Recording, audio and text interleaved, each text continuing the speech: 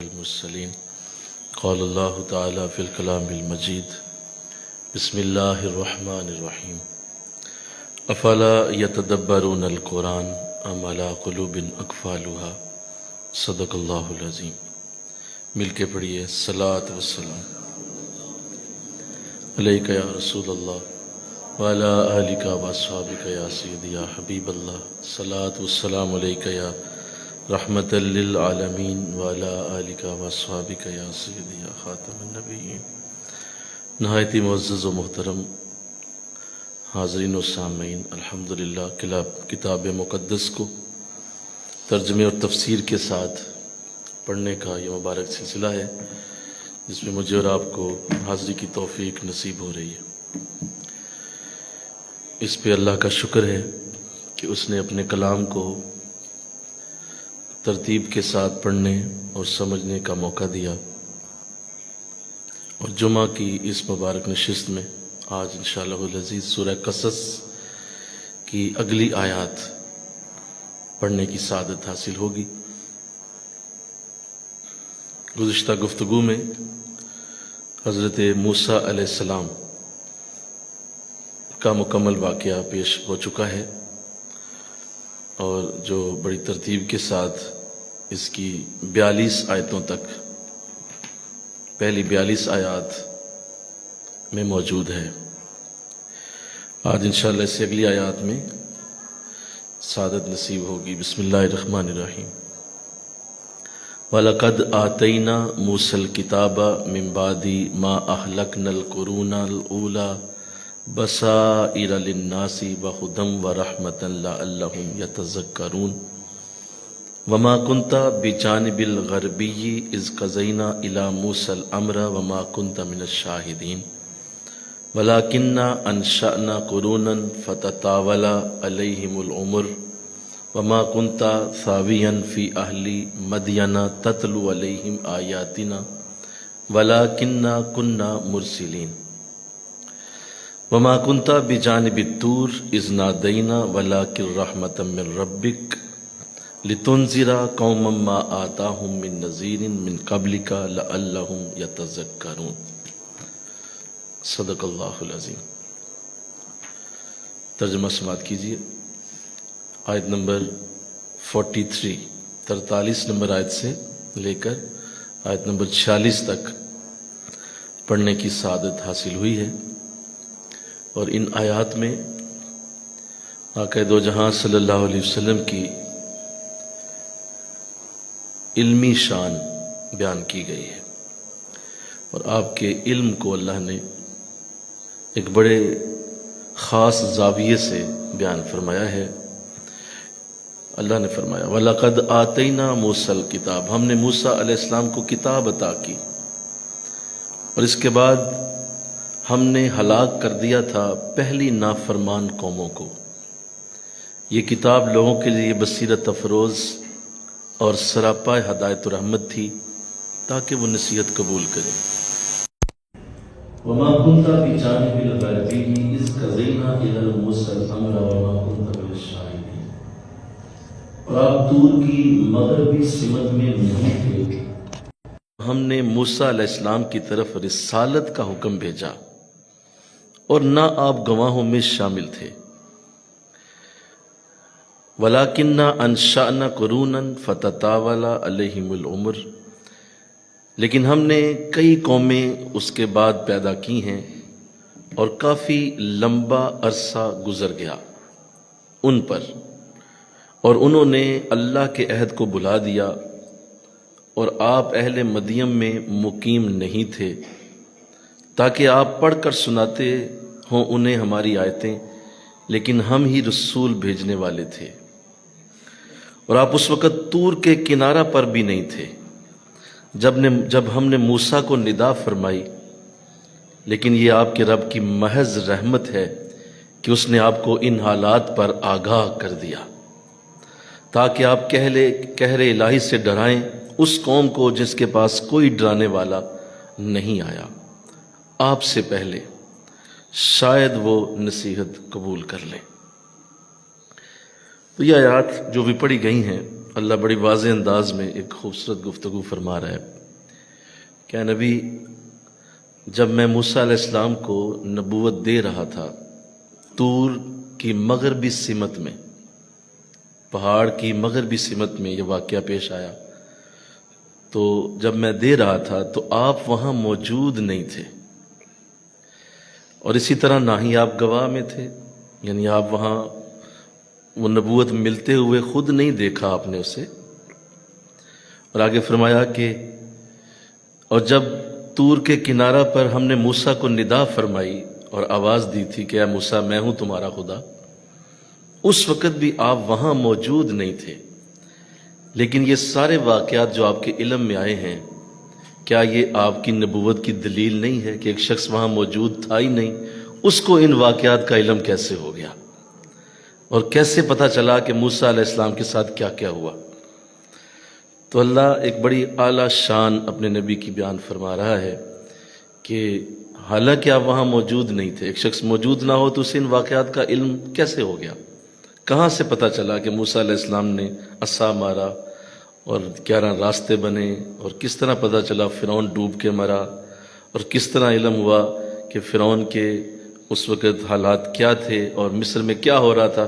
یہ جو آپ کو خبریں ملی ہیں، یہ آپ کی نبوت کی سب سے بڑی دلیل ہے کہ آپ کو ہم نے خود اپنی جناب سے یہ ساری خبریں عطا کی، اور یہ ہمارا آپ پہ محض فضل ہے کہ ہم نے یہ سارے واقعات آپ کو دیے ہیں۔ ایسا کیوں کہا گیا؟ ایسا اس لیے کہا گیا کہ حضور علیہ السلام کی بارگاہ میں بعض منافقین نے یہ بات کہی تھی کہ حضور نے ایک جملہ اپنے لیے ارشاد فرمایا کہ مجھ سے پوچھو کہ اللہ نے زمینوں میں کیا پیدا کیا، آسمانوں میں کیا ہے اور سمندروں میں کیا ہے، میں تمہیں ہر ایک کی پوری تفصیل بتا سکتا ہوں۔ تو جب منافقین نے یہ بات سنی تو انہوں نے آپس میں یہ بات کہی کہ بات تو یوں کرتے ہیں کہ کہتے ہیں کہ مجھے آسمانوں کا بھی پتہ ہے، زمینوں کا بھی پتہ ہے، اور ہم انہی کے درمیان منافق پھر رہے ہیں، انہی کے ساتھ نمازیں پڑھتے ہیں، انہی کے ساتھ ہم جو ہے وہ بیٹھتے اٹھتے ہیں، ہمیں تو نہیں پہچان سکے کہ ہم منافق ہیں، ہمیں تو جان نہیں سکے کہ ہم منافق ہیں۔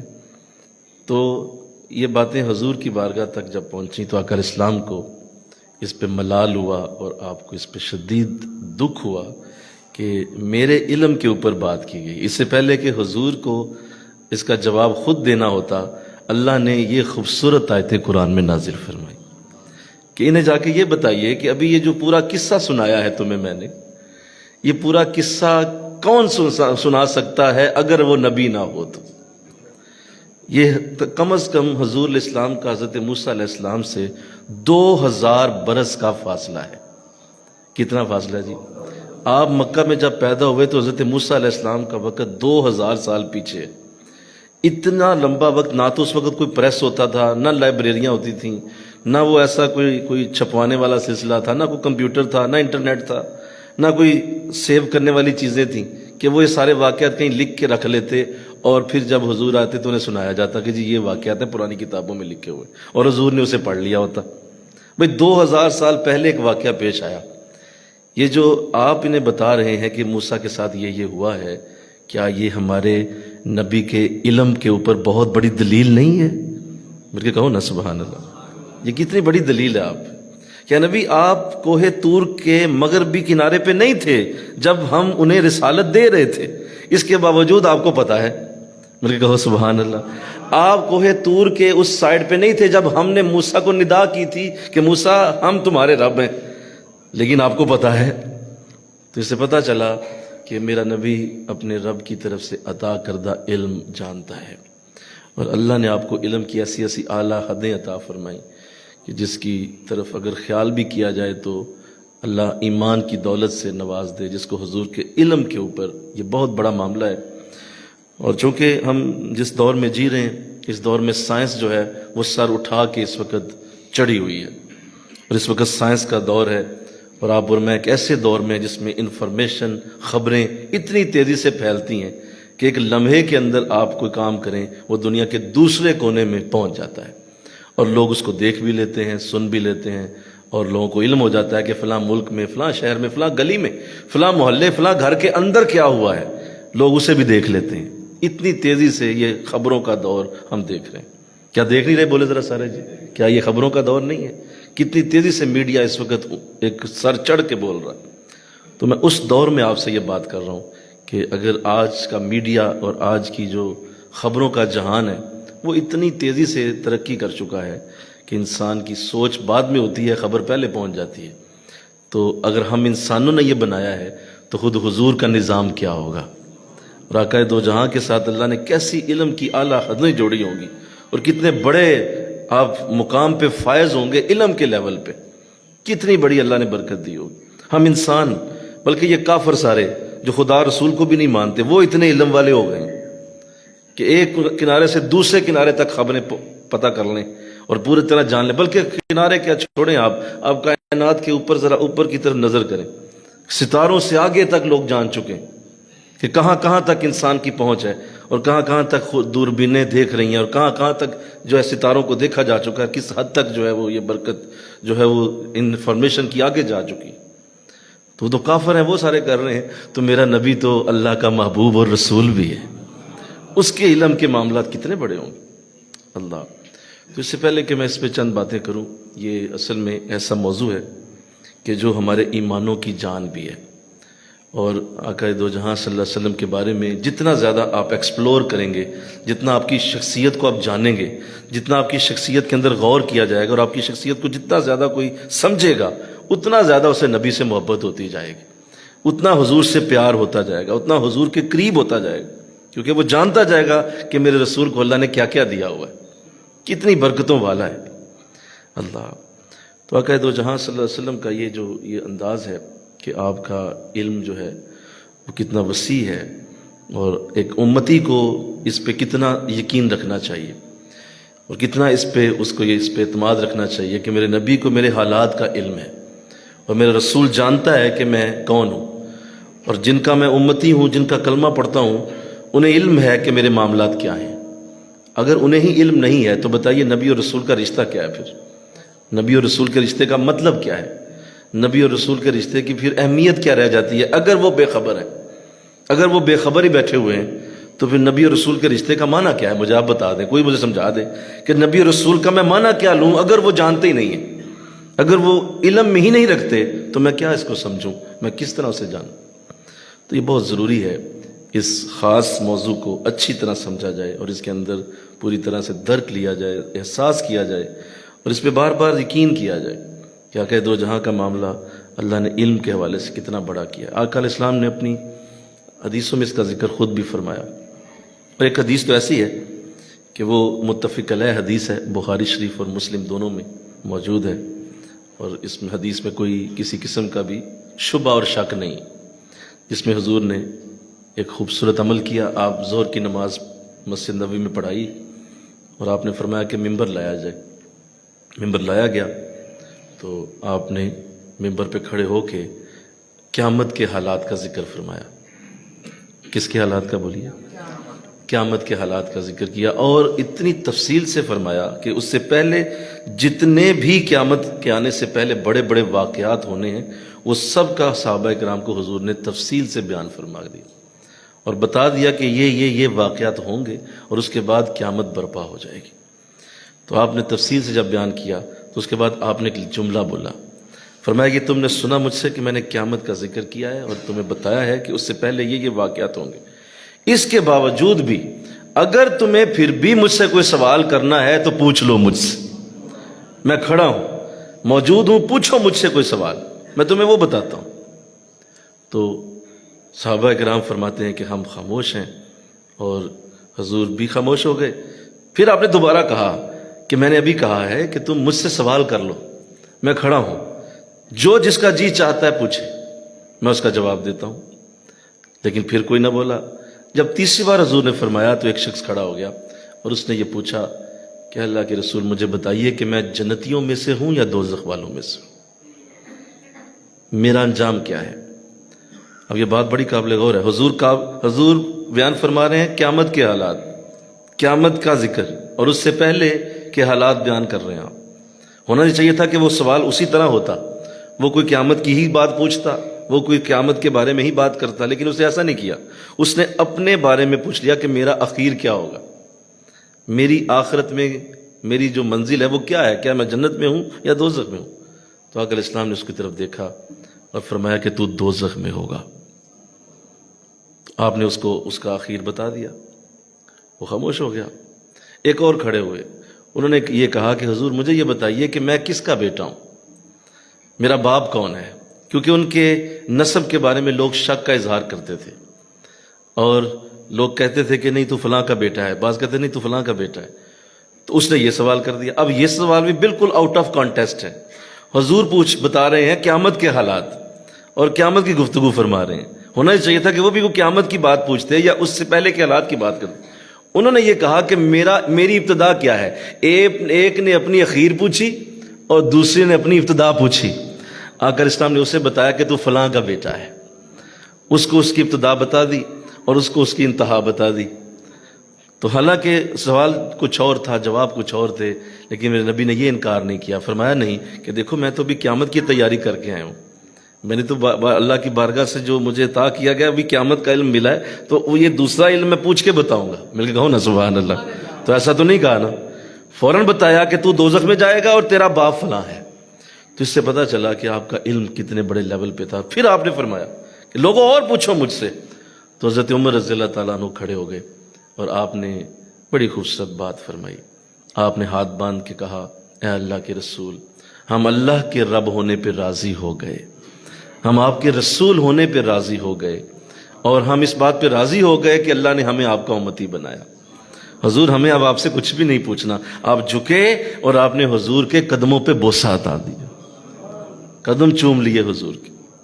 اللہ، تو یوں آپ نے منافقین تک یہ بات پہنچائی کہ اگر تم میرے علم پہ بات کرتے ہو تو اس نبی کا علم کہاں تک ہے۔ اللہ، ایک اور حدیث بھی جو حضور کی بارگاہ سے نصیب ہوتی ہے، ایک دن فجر کی نماز کے بعد حضور نے مسجد نبوی شریف میں بیان فرمایا، اور وہ بیان اتنا لمبا ہو گیا کہ فجر کے بعد سے لے کر ظہر کا وقت ہو گیا۔ ظہر نماز کا وقت شروع ہوا، آپ نے نماز پڑھائی، جماعت ہوئی، جماعت کے بعد آپ نے پھر بیان فرمانا شروع کر دیا۔ صحابہ فرماتے ہیں کہ عصر ہو گئی اور حضور کا بیان مکمل ہوا۔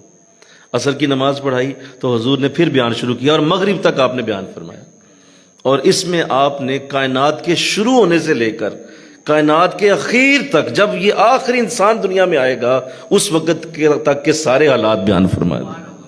مل کے کہو نا سبحان، سارے حالات حضور نے بیان کر دیے، اور اتنے مختصر وقت میں۔ بولیے یہ تھوڑا عرصہ نہیں ہے، بولیے یہ تھوڑا عرصہ نہیں ہے، کائنات کے شروع ہونے سے لے کر کائنات کے آخر تک بہت بڑا ٹائم ہے، یہ بہت وقت ہے یہ۔ لیکن میرے نبی کو اللہ نے یہ اعزاز بخشا ہے کہ اتنے بڑے وقت کو آپ نے چند منٹوں میں یا ایک دن کے اندر کور کر کے تو پوری زمین و آسمان کی ساری باتیں بیان فرما دی۔ اور صحابہ فرماتے ہیں ہم میں سے زیادہ عالم وہ ہے جسے حضور کا وہ خطبہ یاد ہے جو فجر سے مغرب تک ہوا تھا۔ سب سے بڑا ہمارا عالم، ہمارا علم والا ہمارے اندر وہ ہے جسے حضور کا وہ خطبہ فجر سے مغرب تک والا یاد ہے۔ تو آقا دو جہاں کو اللہ نے علم کی کیسی بہاریں عطا فرمائی ہیں، کیسے آپ علم والے ہیں، اللہ نے کہاں کہاں تک کا علم آپ کو عطا کیا۔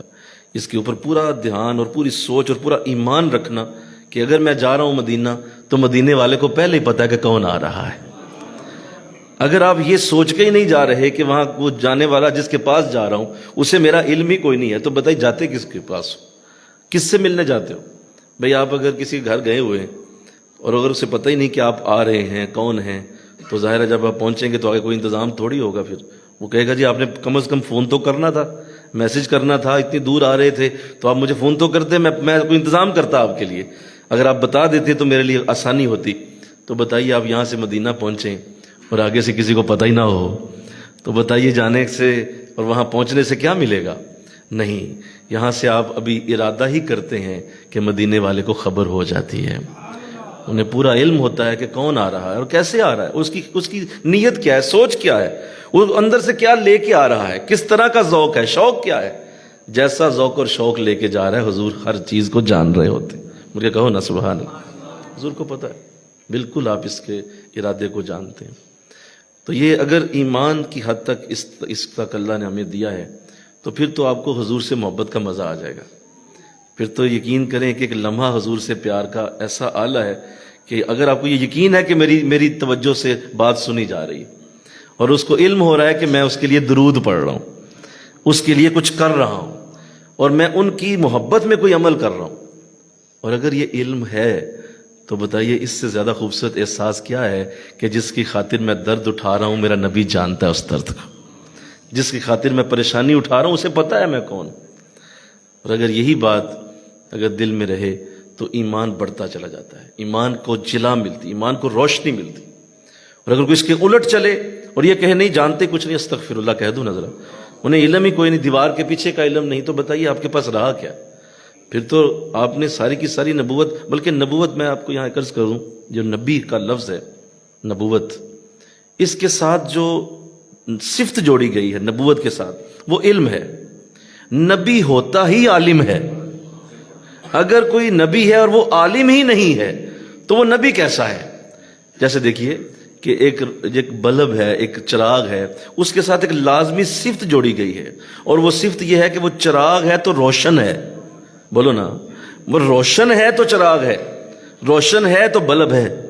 اگر وہ روشنی ہی نہیں دے رہا، وہ جو لازمی صفت ہے اس کی، تو وہ اس کا چراغ ہونا اور اس کا بلب ہونا، اس کا کیا فائدہ ہے؟ وہ محال ہو گیا، ختم ہو گیا. تو ایسے ہی اگر پانی ہے، سنو، پانی کی ایک لازمی صفت ہے، اور وہ صفت یہ ہے کہ پانی گیلا کرتا ہے.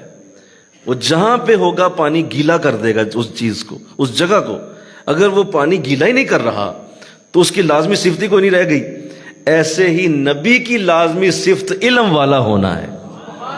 یہ کہو نا سبحان اللہ. اگر وہ یہ علم ہی نہیں رکھتا تو وہ کس چیز کا نبی ہے؟ کس چیز کی نبوت ملی ہوئی ہے بھائی، جس کے علم میں ہے ہی نہیں. اور آقا اسلام نے ارشاد فرمایا، اللہ نے پوری کائنات میرے سامنے یوں کر دی ہے جیسے تمہارے ہاتھ میں چاول کا دانہ ہوتا ہے. میں اپنے ہر امتی کو جانتا ہوں، ہر امتی کا نام جانتا ہوں، اس کے باپ کا نام جانتا ہوں، بلکہ میں یہ بھی جانتا ہوں کہ اس کے گھر کا دروازہ کدھر کو کھلتا ہے. اب جس کے دل میں یہ ایمان کی حد تک یہ حدیث چلی گئی ہے، بتائیے مزہ نہیں آئے گا حضور سے پیار کا؟ بتاؤ نا کتنا سکون رہے گا کہ جس کو یہ بھی پتا ہے میرے گھر، بلکہ مجھے نہیں یاد کہ میرے گھر کا دروازہ کدھر کھلتا ہے، تو میرا نبی کہتا ہے مجھے یہ بھی پتا ہے تیرے گھر کا دروازہ کدھر کھلتا ہے. میں تو یہ بھی جانتا ہوں. اور جمعے کا درود میں اپنے کانوں سے سنتا ہوں. جو جمعے کا درود پڑھتا ہے مجھے اس کی خبر ہوتی ہے، اس کی آواز میرے کانوں تک پہنچتی. میں اتنا اس کو جانتا ہوں کہ کون کہاں کس وقت کس طرح سے مجھ پہ درود پڑھ رہا ہے، مجھے اس کا پتہ ہوتا ہے. تو جب تک یہ اندر تک نہ بات اترے محبت رسول مکمل نہیں ہوتی. اور محبت رسول میں اس سے آگے، اس سے بھی بہت آگے جانے کا معاملہ بنتا ہے کہ حضور تو میری دھڑکنوں سے بھی آگاہ ہیں. اور یہ کہو نا سبحان اللہ. سانسوں میں رواں ہے میرا زندہ نبی. کسی شاعر نے کیا خوب کہا، سانسوں میں رواں ہے میرا زندہ نبی، ارے دور مجھ سے کہاں ہے میرا زندہ نبی. اگر یہ تصور ہے تو ایمان مکمل ہوتا ہے. اور اگر آپ اسی طرح ایک ایسے نبی کے اوپر ایمان رکھتے ہیں جو پتہ ہی نہیں رکھتا اپنے کسی امتی کا، تو بتائیے آپ کا اور ان کا تعلق کیا ہے؟ پھر یہ تعلق بنے گا کیسے اگر اس کے ساتھ یہ انداز نہ ہو؟ اللہ، یہاں تو یہ حال ہے. اللہ اکبر. جب سورہ کہف پڑھتے ہیں ہم تو 14 طبق روشن ہو جاتے ہیں. سورہ کہف میں حضرت موسیٰ علیہ السلام اور حضرت خضر کا واقعہ ہے، اور اس میں واضح طور پہ حضرت خضر کے علم کی بات کی گئی ہے کہ حضرت خضر کو ہم نے علم لدنی عطا فرمایا، اور وہ جانتے تھے کہ کل کیا ہونے والا ہے، اور انہیں پتا تھا. انہوں نے کچھ کام ایسے کیے، سورہ کہف کھولیں اور اس کو ذرا ترجمے سے پڑھیں. انہوں نے کچھ کام ایسے کیے کہ حضرت موسیٰ نے پوچھا آپ نے کیوں کیا؟ تو آپ نے جواب دیا کہ بھائی کل کو یہ ہونے والا تھا اس لیے یہ کیا، کل یہ ہونے والا تھا اس لیے یہ کیا. میں ڈیٹیل میں نہیں جاتا، وہ آپ خود پڑھیے گا. کل یہ ہونے والا تھا اس لیے یہ کیا، اس بچے کو اس لیے قتل کیا، کل کو بڑا ہو کے یہ کرنے والا تھا. اس دیوار کو اس لیے تعمیر کیا، اس کے نیچے خزانہ دفن تھا، کل کو خزانہ اس کا باپ جو تھا دفن کر کے گیا تھا، یہ کل کو یتیم بچہ خزانہ نکالے گا. وہ قرآن حضرت خضر کا علم بیان کر رہا ہے، جو آگے ہوگا اس کے بارے میں بتا رہے ہیں موسیٰ علیہ السلام کو کہ یہ چیزیں ہونی ہیں، اس لیے تمہارے ساتھ یہ کام کیے. تو حضرت خضر تو حضور علیہ السلام کے سامنے جب نبیوں کی کتار کھڑی کی جائے تو شاید کہیں آخر میں کھڑے ہوتے ہیں جا کے، تو حضور کہاں کھڑے ہوں گے؟ آپ کا علم نبوت کہاں تک ہوگا؟ اور اللہ نے کس حد تک آپ کو خبردار کیا ہوا ہے، کیسی خبریں آپ رکھتے ہیں۔ لہذا جس کو یہ ہر وقت یہ یقین رہتا ہے کہ میرا نبی میرے حالات سے آگاہ ہے، خدا کی قسم آنکھیں نم رہتی ہیں، دل تڑپتا رہتا ہے، دل میں محبت رہتی ہے، اور چھوٹی سی بات بھی ہو تو دل فوراً کہتا ہے حضور ذرا اس پہ توجہ تو کیجیے۔ بات تو چھوٹی سی ہے لیکن پتہ ہے کہ حضور سن رہے ہیں، آپ کو علم ہو رہا ہے، فوراً کہا حضور کرم فرمائیے، کرم کیجیے۔ ارے یہاں تو کیا میں بتاؤں، آپ نے مجھ سے سنی تھی سورہ نمل، اس میں چونٹی بولی تھی کئی میل دور سے، تو کیا ہوا بولو سارے، ذرا بتاؤ نا کیا ہوا تھا۔ حضرت سلیمان علیہ السلام نے سنا تھا کہ نہیں سنا تھا؟ وہ کہاں چونٹی بولی کئی میل دور سے، سلیمان علیہ السلام کانوں سے سنتے ہیں کہ وہ کیا کہہ رہی ہے کہ اے میری چونٹیوں سارے بلوں میں گھس جاؤ، کیونکہ سلیمان کا لشکر آ رہا ہے، کہیں تمہیں وہ ختم نہ کر دے، پاؤں کے نیچے روند نہ دے۔ حضرت سلیمان دور سے سن کے مسکرا دیتے ہیں کہ کیسی اپنے گھر کی فکر رکھتی ہے، اپنے لوگوں کی کتنی فکر ہے چونٹی کو، کہ یہ باقیوں کو اندر کر رہی ہے کہ میری فوج سے نقصان نہ ہو جائے۔ ارے سلیمان ہزاروں میل سے چونٹی سنتے ہیں، تو ہم تو حضور کی امتی ہیں، ہم انسان ہیں، وہ چونٹی کو سن رہے تھے، ہم انسان ہیں، بندے ہیں، ہماری اللہ کی بارگاہ میں کتنی وٹک ہوگی، رسول کی بارگاہ۔ اللہ حضور کو ہمارے باتیں کیسے پہنچاتا ہوگا؟ اللہ نے پہنچائی نا، بولو نا بھائی، وہ چونٹی کی بات کس نے پہنچائی؟ سارے بتاؤ نا ذرا۔ اللہ نے پہنچائی نا سلیمان علیہ السلام کے کانوں، تو وہ چونٹی کوئی پہنچا سکتا ہے، تو ہم تو انسان ہیں بھائی، ہم تو بندے ہیں، اور وہ بھی کون ہیں؟ جو امت رسول میں سے ہیں۔ تو بتائیے ہماری بات کس طرح ایک لمحے میں پہنچتی ہوگی مدینے کی بارگاہ میں، کس طرح پہنچتی ہوگی؟ تو اس لیے بڑی احتیاط کیجیے، بڑی احتیاط کیجیے۔ میں آپ کی توجہ چاہتا ہوں، ایک لفظ کہتا ہوں، اور اس کے بعد ہمارے آج ماشاءاللہ، چونکہ یہ بات پہلے بھی ماشاءاللہ آپ نے سنی ہے کہ ہماری مسجد میں ہم کوشش کرتے ہیں ضرور ایسا معاملہ کیا جائے کہ لوگوں کی بھلائی کے لیے کوئی نہ کوئی ایسا انتظام ہو کہ لوگوں کو فائدہ ہو۔ تو آج ہمارے بہت ہی محبت والے ہمارے مقرر ڈاکٹر عطا الرسول صاحب تشریف لائے ہوئے ہیں، ابھی وہ گفتگو فرمائیں گے، ڈائس رکھیں تو وہ تشریف لائیں گے ابھی، اور وہ بھی گفتگو فرمائیں گے۔ ایک بات میں کر دیتا ہوں تاکہ ہمارا موضوع ذرا مزید آگے چلا جائے، پھر ہم اس پہ بات کریں گے مزید۔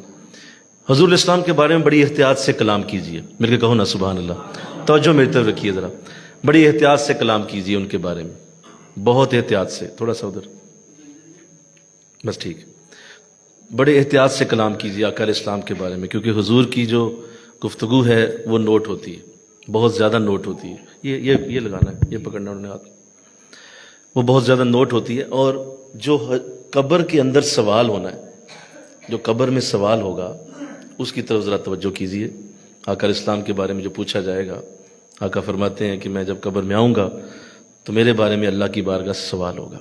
وہ سوال کیا ہوگا؟ ما تقول فی حقہ ھذہ الرجل، اس شخص کے بارے میں تو دنیا میں کیا بولا کرتا تھا؟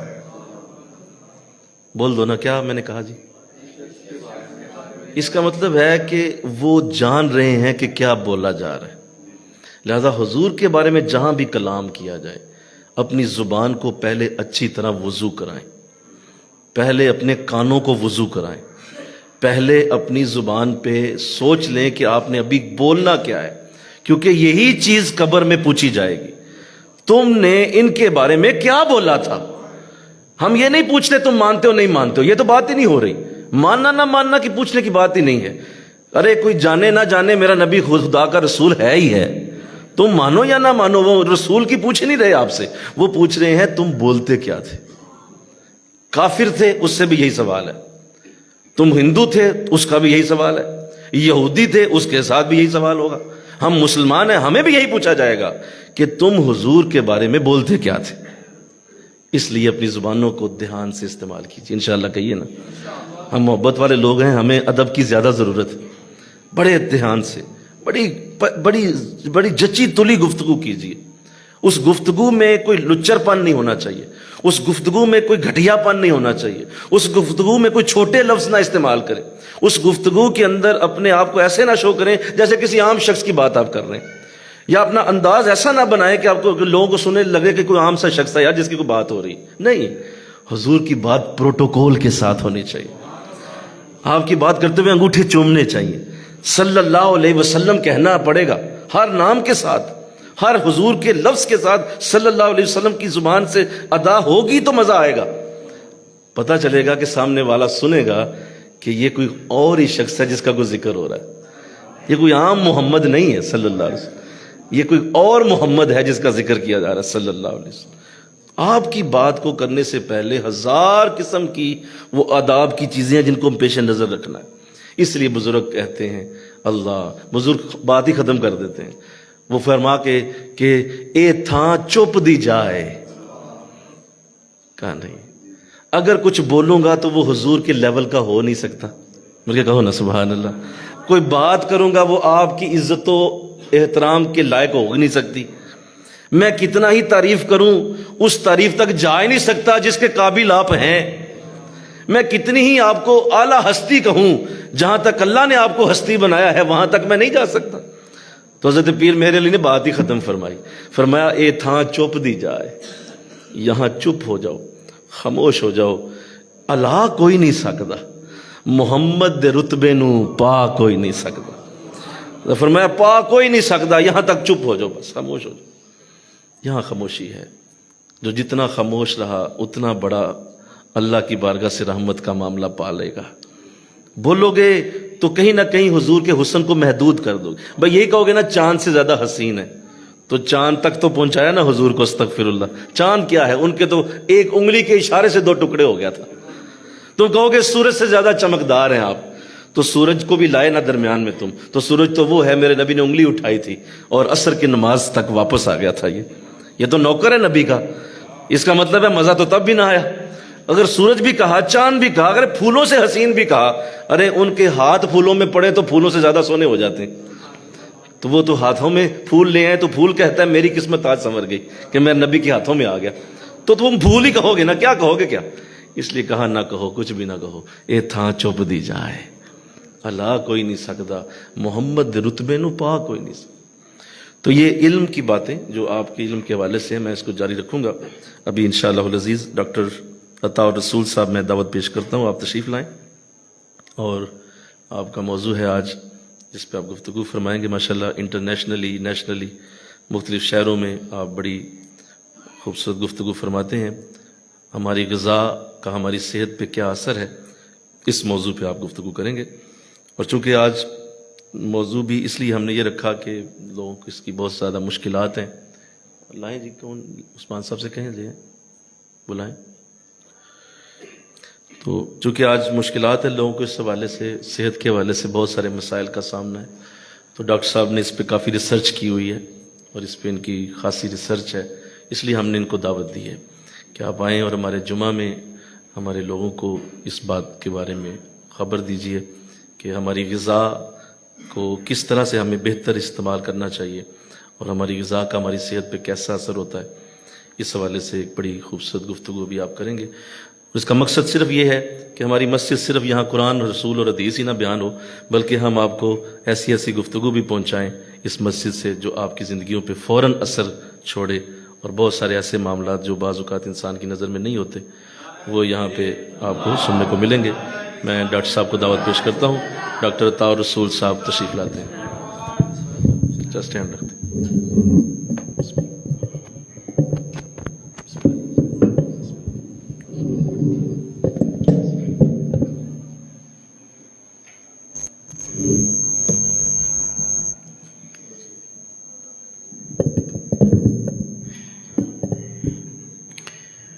نحمده ونصلي ونسلم على رسوله الكريم.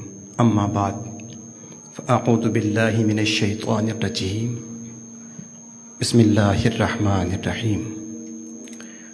قال الله تبارك وتعالى في القرآن العظيم والفرقان الحميد: يا أيها الناس كلوا مما في الأرض حلالا طيبا ولا تتبعوا خطوات الشيطان إنه لكم عدو مبين. گرامی قدر برادر اکبر محترم جناب پروفیسر محمد وسیم فاروقی صاحب، حاضرین کرام، السلام علیکم ورحمۃ اللہ وبرکاتہ۔ ذہ نصیب آج ایک بڑے منفرد اور جدید علمی طریق میں آپ کی مسجد میں روحانیت سے ہٹ کر علم الابدان پر اور ہیلتھ پر آج کا یہ جو پروگرام منعقد کیا گیا ہے، یہ اپنی نوعیت کا ایک مثالی پروگرام جو ہے آج کا ایک یہ درس ہے۔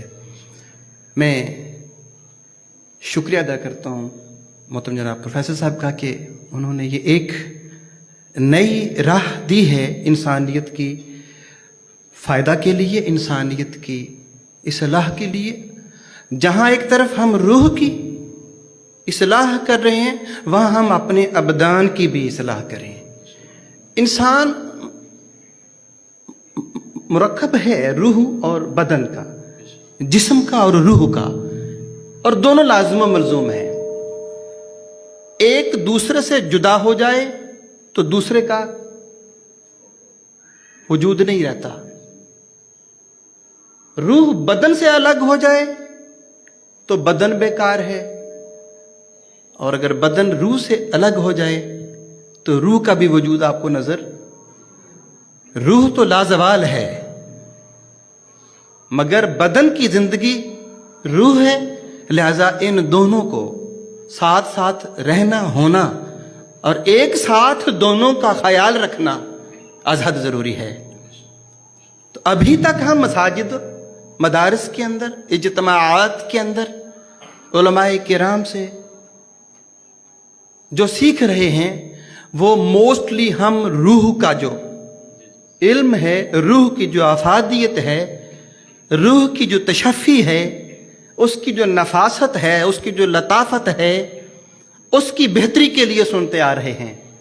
آج جو گفتگو آپ کے سامنے کرنے جا رہا ہوں وہ ہے ہمارا علم البدن، یعنی ہمارے جسم کا حقیقت کیا ہے اور اس کے لیے ہمیں کیا چاہیے۔ تو اللہ پاک نے قرآن پاک میں واضح طور پہ آیات کریمہ میں ارشاد فرمایا، یا ایھا الناس کلوا مما فی الارض۔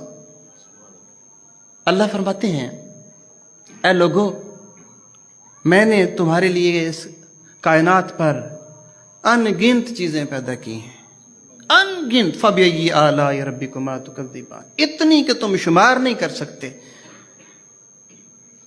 جھٹلا نہیں سکتے، انکار نہیں کر سکتے کسی چیز کا۔ لیکن یہاں پہ جو اللہ تعالیٰ نے خاص فرما دیا نا انسانی فائدہ کے لیے جس چیز کو، وہ فرمایا مما فی الارض حلالا طیبا۔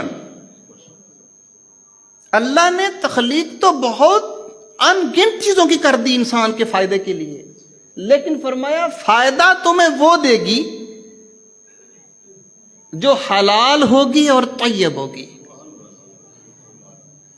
باقی ساری اور جتنی بھی کائنات میں مخلوقات ہیں ان کے لیے بھی تو ہے نا،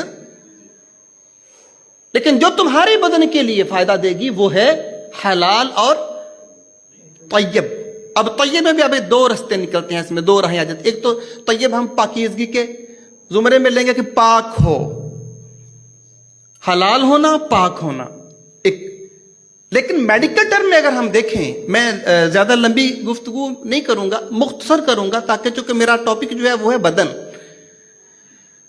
حلال وہ تو ہے، اگر نہیں ہے تو اس کے بھی بدن پر اثرات ہیں۔ حرام کھائیں گے تو اس کے بھی بدن پر اثرات ہوں گے اور روح پر بھی ہوں گے، لیکن اس کے ساتھ نفیس ہونا، پاک ہونا، ستھرا ہونا یہ بھی ضروری ہے۔ تو اگر حلال ہو، ساتھ میں نفیس ہو، پاک ہو، تو وہ آپ کے بدن کے لیے سونا ہے، وہ آپ کو نقصان نہیں دے سکتی ہے۔ ایک چیز۔ دوسری چیز، अब इसको अगर मैं मेडिकल टर्म में लूंगा तो यूं मैं कहूंगा कि हलाल तो है, पाक भी है, लेकिन उसमें टॉक्सिकेशन है, टॉक्सिक है, जहरीली है, उसके अंदर मिलावट है उस चीज की जो इंसानी बदन के लिए नुकसानदेह है, तो वो भी आपके लिए नुकसानदेह है। मैं छोटी सी मिसाल अब दूंगा। हम जितने भी आजकल चीजें खा रहे हैं, हमारे बुजुर्ग श्री फरमाए, पुराने बूढ़े हमारे, आज भी हम देखते हैं गांव में कि पुराने दौर में क्या होता था, जब खादें नहीं होती थी, स्प्रे नहीं होती थी, जहर नहीं होते थे, कुछ नहीं होता था, हम जो है कुदरती खादें मिलाते थे, रूढ़ी डालते थे जमीनों में। अच्छा, उनके खानों की जो लज्जत होती थी वो भी कमाल की होती थी, जो महक होती थी, खुशबू होती थी, वो भी कमाल की होती थी। चावल अगर या खाना बन रहा होता था एक घर में तो दूसरे घर में खुशबू जाती थी। अच्छा, अब जब वो नेचुरल माहौल को हमने छोड़ा, मॉडर्नाइजेशन में हम आए, तो जितनी भी पेस्टिसाइजेशन और जितनी भी टॉक्सिकेशन और जितने भी जहरीले मवाद हमने यूज करना शुरू कर दिए, वो चाहे फसलों को उगाने के लिए, उनकी तरोताजगी के लिए और जल्दी उनकी ग्रोथ के लिए, भले खादें हों, जहर हों, और उसके बाद पकने के बाद प्रिजर्व करने के लिए, महफूज करने के लिए उनके अंदर रखे गए जहर हों, बहरहाल ये सारी चीजें ये क्या हो गई? Toxins, toxic. ये हमारी ग़िज़ा में शामिल हुए।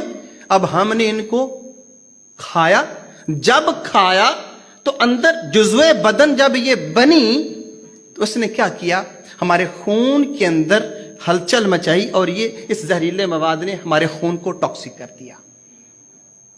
बज़ाहिर हम खाना खा रहे हैं, लेकिन हकीकत यह है वो हलाल भी है, पाक भी है, लेकिन टॉक्सिन से पाक नहीं है।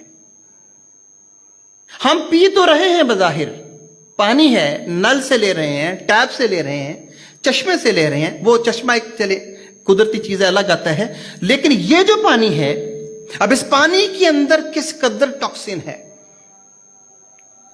हमें नहीं पता, वो भी हमारी बॉडी में जा रहा है। हम सांस ले रहे हैं, हवा के जरिए बॉडी में हमारा टॉक्सिन अंदर जा रहा है, हमारे फेफड़ों में, और वो फिर सांस पूरे बदन के एक एक सेल तक जो है वो ऑक्सीजन जाता है। वो सारा का सारा सेलुलर सिस्टम हमारा जो बॉडी का पूरा का पूरा वो तबाह हो रहा है।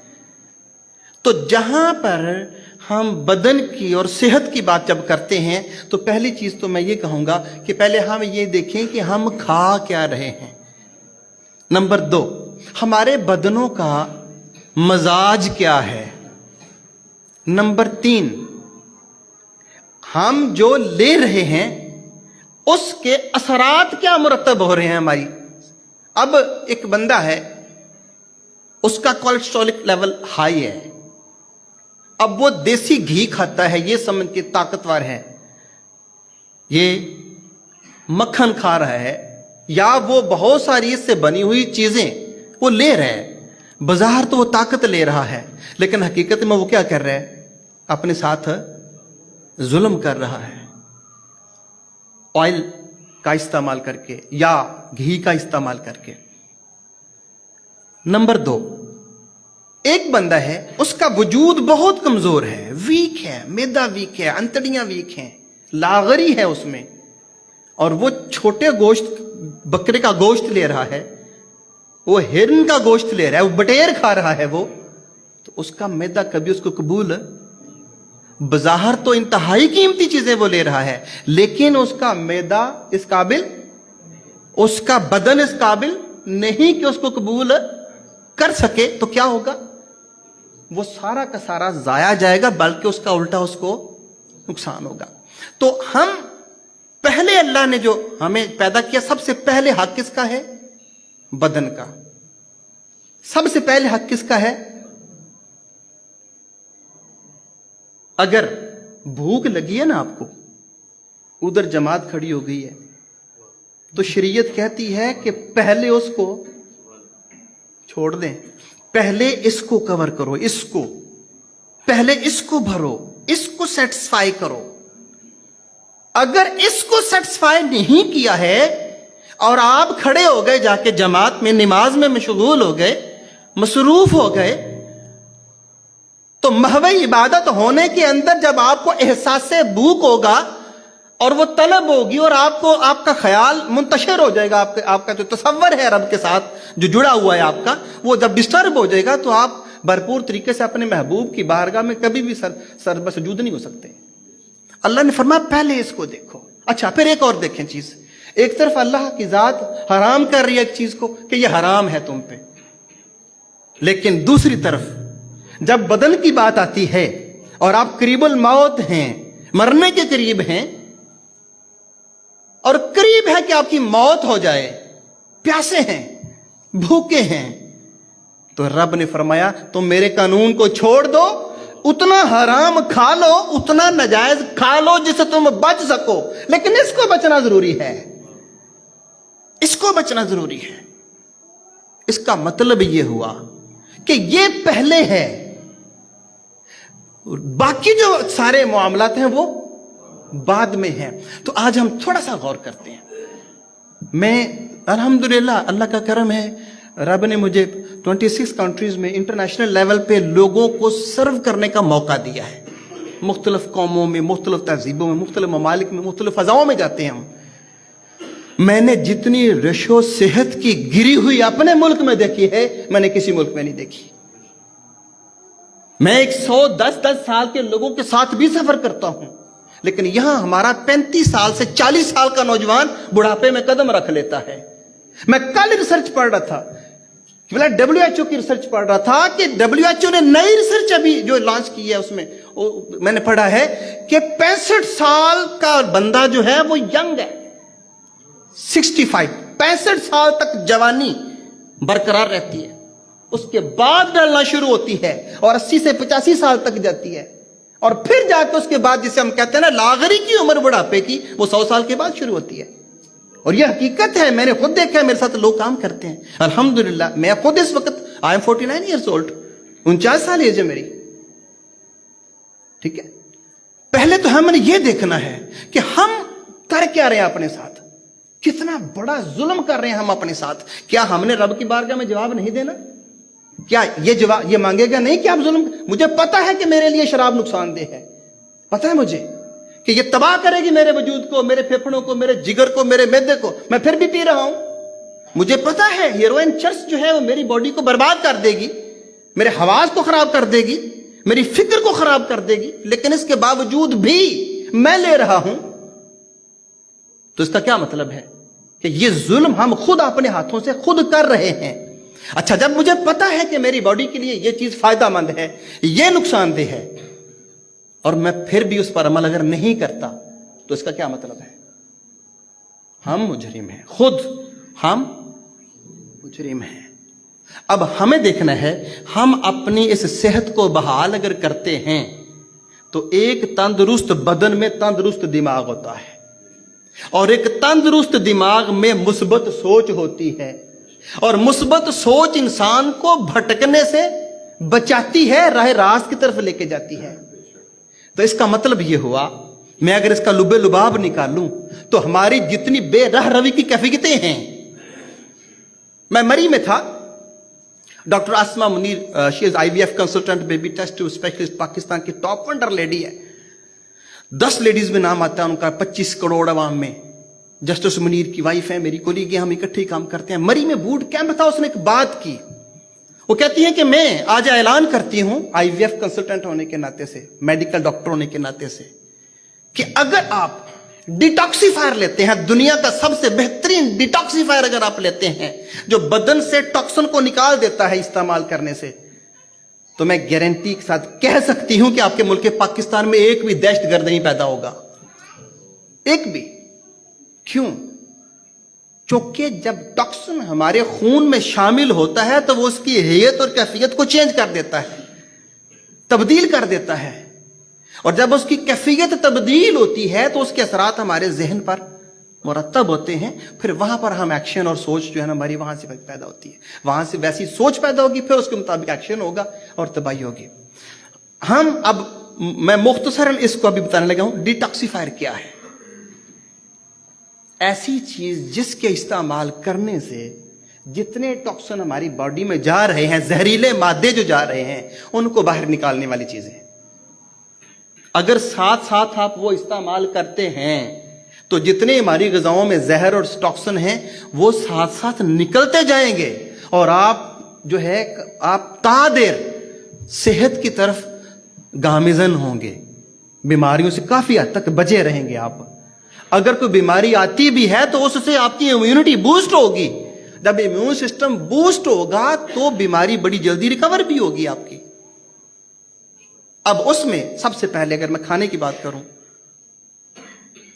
سبزیوں میں، فروٹس میں، تو سب سے پہلے لیمو ہے. لیمو دنیا کا بہترین ڈیٹاکسیفائر ہے، بہترین ڈیٹاکسیفائر. اپنی خوراک میں آپ لیمو کا استعمال کریں. شہد بہترین ڈیٹاکسیفائر بھی ہے، امیونٹی کو بوسٹ کرنے والا بھی ہے. اور پھر نبی کریم صلی اللہ علیہ وسلم نے خود ارشاد فرمایا جو شہد کھانے والا بندہ ہے اس کو سینے کے امراض نہیں ہو سکتے، ٹھیک ہو جائیں گے. شہد کھاؤ، جنت کی نعمت ہے، میرے محبوب نے خود فرمایا، اور آپ صلی اللہ علیہ وسلم کی مرغوب غذا تھی. اچھا، نمبر 3، ہلدی. ہلدی بہترین اینٹی آکسیڈنٹ ہے، ڈیٹاکسیفائر ہے. نمبر 4، ادرک بہترین ڈیٹاکسیفائر ہے، سیل کی ریکنسٹرکشن کرنے میں اہم کردار ادا کرتا ہے. لہسن، تھوم دنیا کا بہترین تھنر ہے. یہ جو بندہ مسلسل اس کا استعمال کرتا ہے اس کو زندگی میں کبھی ہارٹ کی ڈیزیز نہیں ہو سکتی، اس کے دل کی شریانیں بند نہیں ہو سکتی. یہاں دوست بیٹھے ہیں، میں اگر سوال کروں گا نا تو آپ میں سے کم 50 لوگ ہاتھ کھڑا کریں گے، جی میں بی پی کا، بلڈ پریشر کا مریض ہوں، ہائپر ٹینسو ہوں جی میں، رائٹ. یہ 5. Number 6، mushroom. مشروم دنیا کا سب سے بہترین سیل ری جنریٹر، ریکنسٹرکٹر ہے، جو خلیے کی تعمیر بھی کرتا ہے، اس کو ری جنریٹ ہونے میں مدد بھی کرتا ہے. اور میں اور آپ ایک سیل سے بنے ہیں. ایک سیل جس کو انسانی آنکھ دیکھ نہیں سکتی، وہ ڈیوائیڈ ہوا 1 سے 2، 2 سے 4، 4 سے 8، ملٹیپلیکیشن کے پروسیس میں وہ آیا، سیل سے بنے، ٹشو سے بنا آرگن جب بنے تو انسان پورا وجود میں آ گیا. تو اس کا مطلب ہے کہ ایک سیل ڈیوائیڈ ہو کہ اگر پورا انسان 6 فٹ کا، 7 فٹ کے قد کا بن سکتا ہے، تو اگر اسی سیل کو ہم ٹھیک کر دیں تو دنیا کی ہر بیماری ٹھیک ہو سکتی ہے.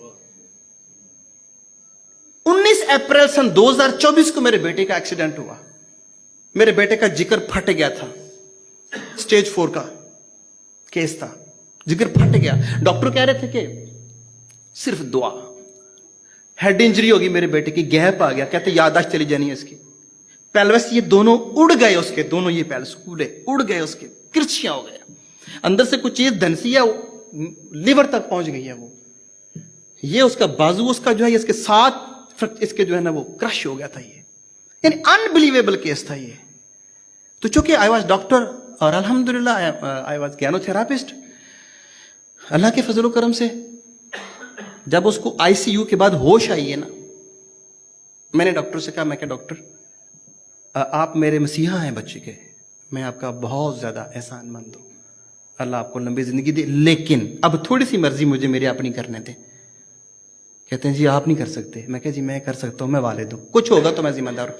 میں نے اپنے بیٹے کو مشروم کا ڈیٹاکسیفائر دیا، مشروم کا ڈیٹاکسیفائر. اور اس کے بارے میں حدیث پاک میں آتا ہے، ابن ماجہ میں اور ترمذی شریف میں، نبی کریم صلی اللہ علیہ وآلہ وسلم نے فرمایا، ابو داؤد میں بھی آتا ہے کہ الکمات من المن وماؤها شفاء للعین.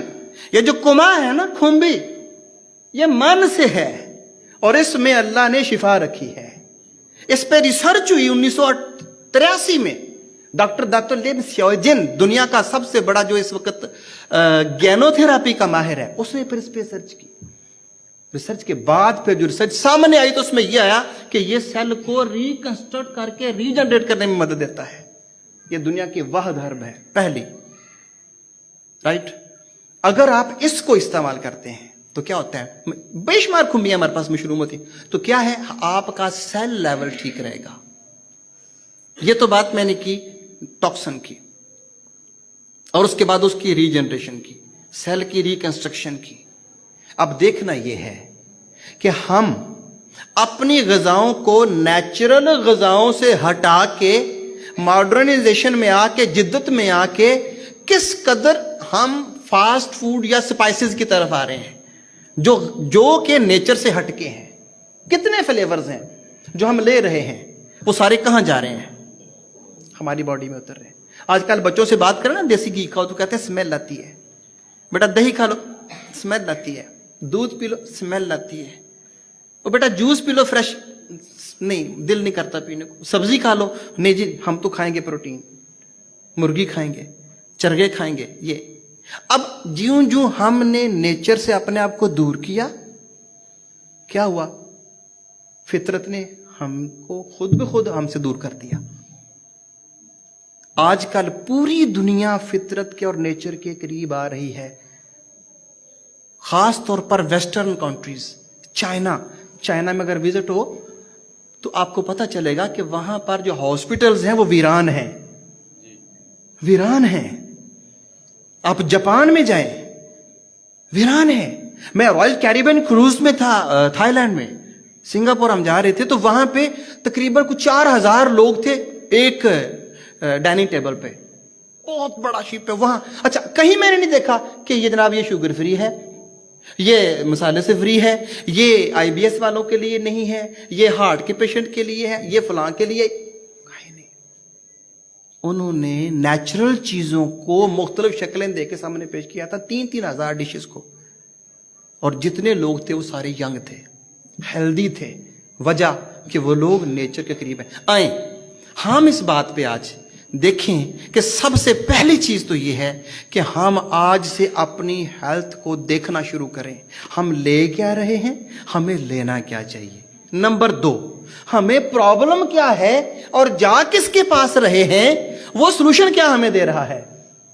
نمبر 3، ہمیں اپنے بدن کی خرابی کے بارے میں خود علم ہے کہ نہیں ہے۔ یہ 3 چیزیں اگر آپ کو سمجھ آ جاتی ہیں نا، تو میں آپ کو اس بات کی گارنٹی دیتا ہوں، ڈاکٹر کوئی بھی نہیں کہتا کہ میری روزی میں کمی آئے، لیکن میں یہ کہتا ہوں آپ ڈاکٹر کے پاس جانے سے بچ جائیں گے، بچ جائیں گے۔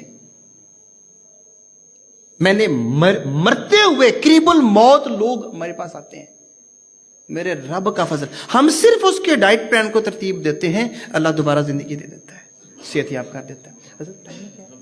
اچھا اب میرا دل کرتا ہے اس پہ کہ میں بولوں، کھلا وقت ہو، پوری رات تو ہم بیٹھے۔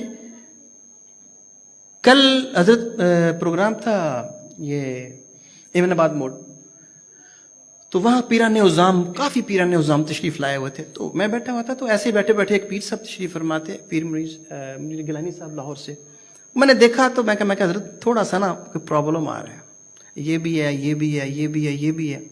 وہ کہتے ہیں یار پروگرام کو چھوڑو، اندر آؤ، اندر بیٹھتے ہیں جا کے۔ ہم بیٹھک میں گئے، جب بیٹھے نا تو میں نے ایک ایک چیز جب گن کے بتائی، میں کہا حضرت آپ کو یہ بھی ہے، یہ بھی ہے، یہ بھی ہے، یہ بھی ہے۔ کہتے ہیں میرے بھائی کو بلاؤ، بھائی کو کہتے ہیں ان کو بھی دیکھیں۔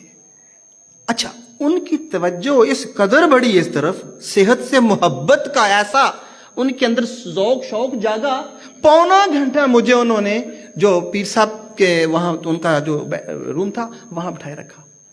اس کا مطلب یہ ہے کہ لوگوں کو طلب ہے کہ ہم صحت مند زندگی گزاریں، شوق ہے لوگوں کو کہ ہم صحت مند زندگی گزاریں، لیکن افسوس یہ ہے اس شوق کو پورا کرنے کے لیے اور اس کی تکمیل کے لیے ہمارے پاس وہ مسیحا نہیں ہیں جو اپنا حق ادا کریں۔ تو بجائے اس کے کہ ہم مسیحاؤں کی تلاش میں جائیں، ہم کیوں نہ خود مسیحائی کے وہ بیسک چند قوانین سیکھ لیں جس سے ہم اس کی حفاظت کر سکتے ہیں۔ تو کیا ہے، آپ پہلے تو یہ شامل کوشش کہ یہ کریں پہلے کہ آپ ٹاکسن نہ لیں۔ جتنے اس وقت ڈرنکس ہیں وہ سارے کے سارے دنیا کے خطرناک ترین ٹاکسنز ہیں۔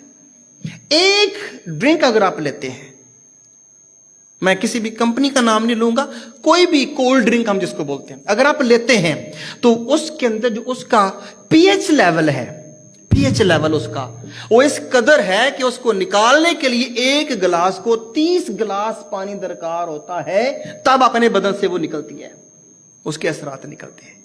और अगर आप नहीं लेते तो याद रखें, उसके अंदर मैं एक अमेरिकन रिसर्च जो इसका डायरेक्टर था उसकी गुफ्तगू हो रही थी, वो पूछा, सवाल करने वाले साफी ने सवाल किया कि आप इसके अंदर इस कदर जो है शुगर का इस्तेमाल करते हैं, आप बता सकते हैं कि आपकी जो 1 लीटर की 1.5 लीटर की बोतल है उसमें कितना आप जो है वो शुगर यूज करते हैं? तो उसने बोला कि 33 पैक्स जो स्मॉल पैक शुगर के होते हैं, 33 शुगर के छोटे पैक वो कहते हैं उस 1.5 लीटर की बोतल के अंदर शामिल होते हैं। अब जब हम वो ले रहे हैं, ग्लूकोज का लेवल इतना बढ़ जाता है बॉडी के अंदर, और टॉक्सिन जाके हमारे जो हमारा लुबलुबा है और हमारा जो पैनक्रियाटिक सेल्स हैं उनको इतना डिस्टर्ब कर देता है कि वो ग्लूकोज को ग्लाइकोजन में चेंज करने के लिए जो पावर होती है वो कम हो जाती है, ग्लूकोज लेवल बढ़ जाता है, शुगर हो जाती है। किडनी उस टॉक्सिन को मसाम उसके बंद कर देता है, किडनी के मसामों को।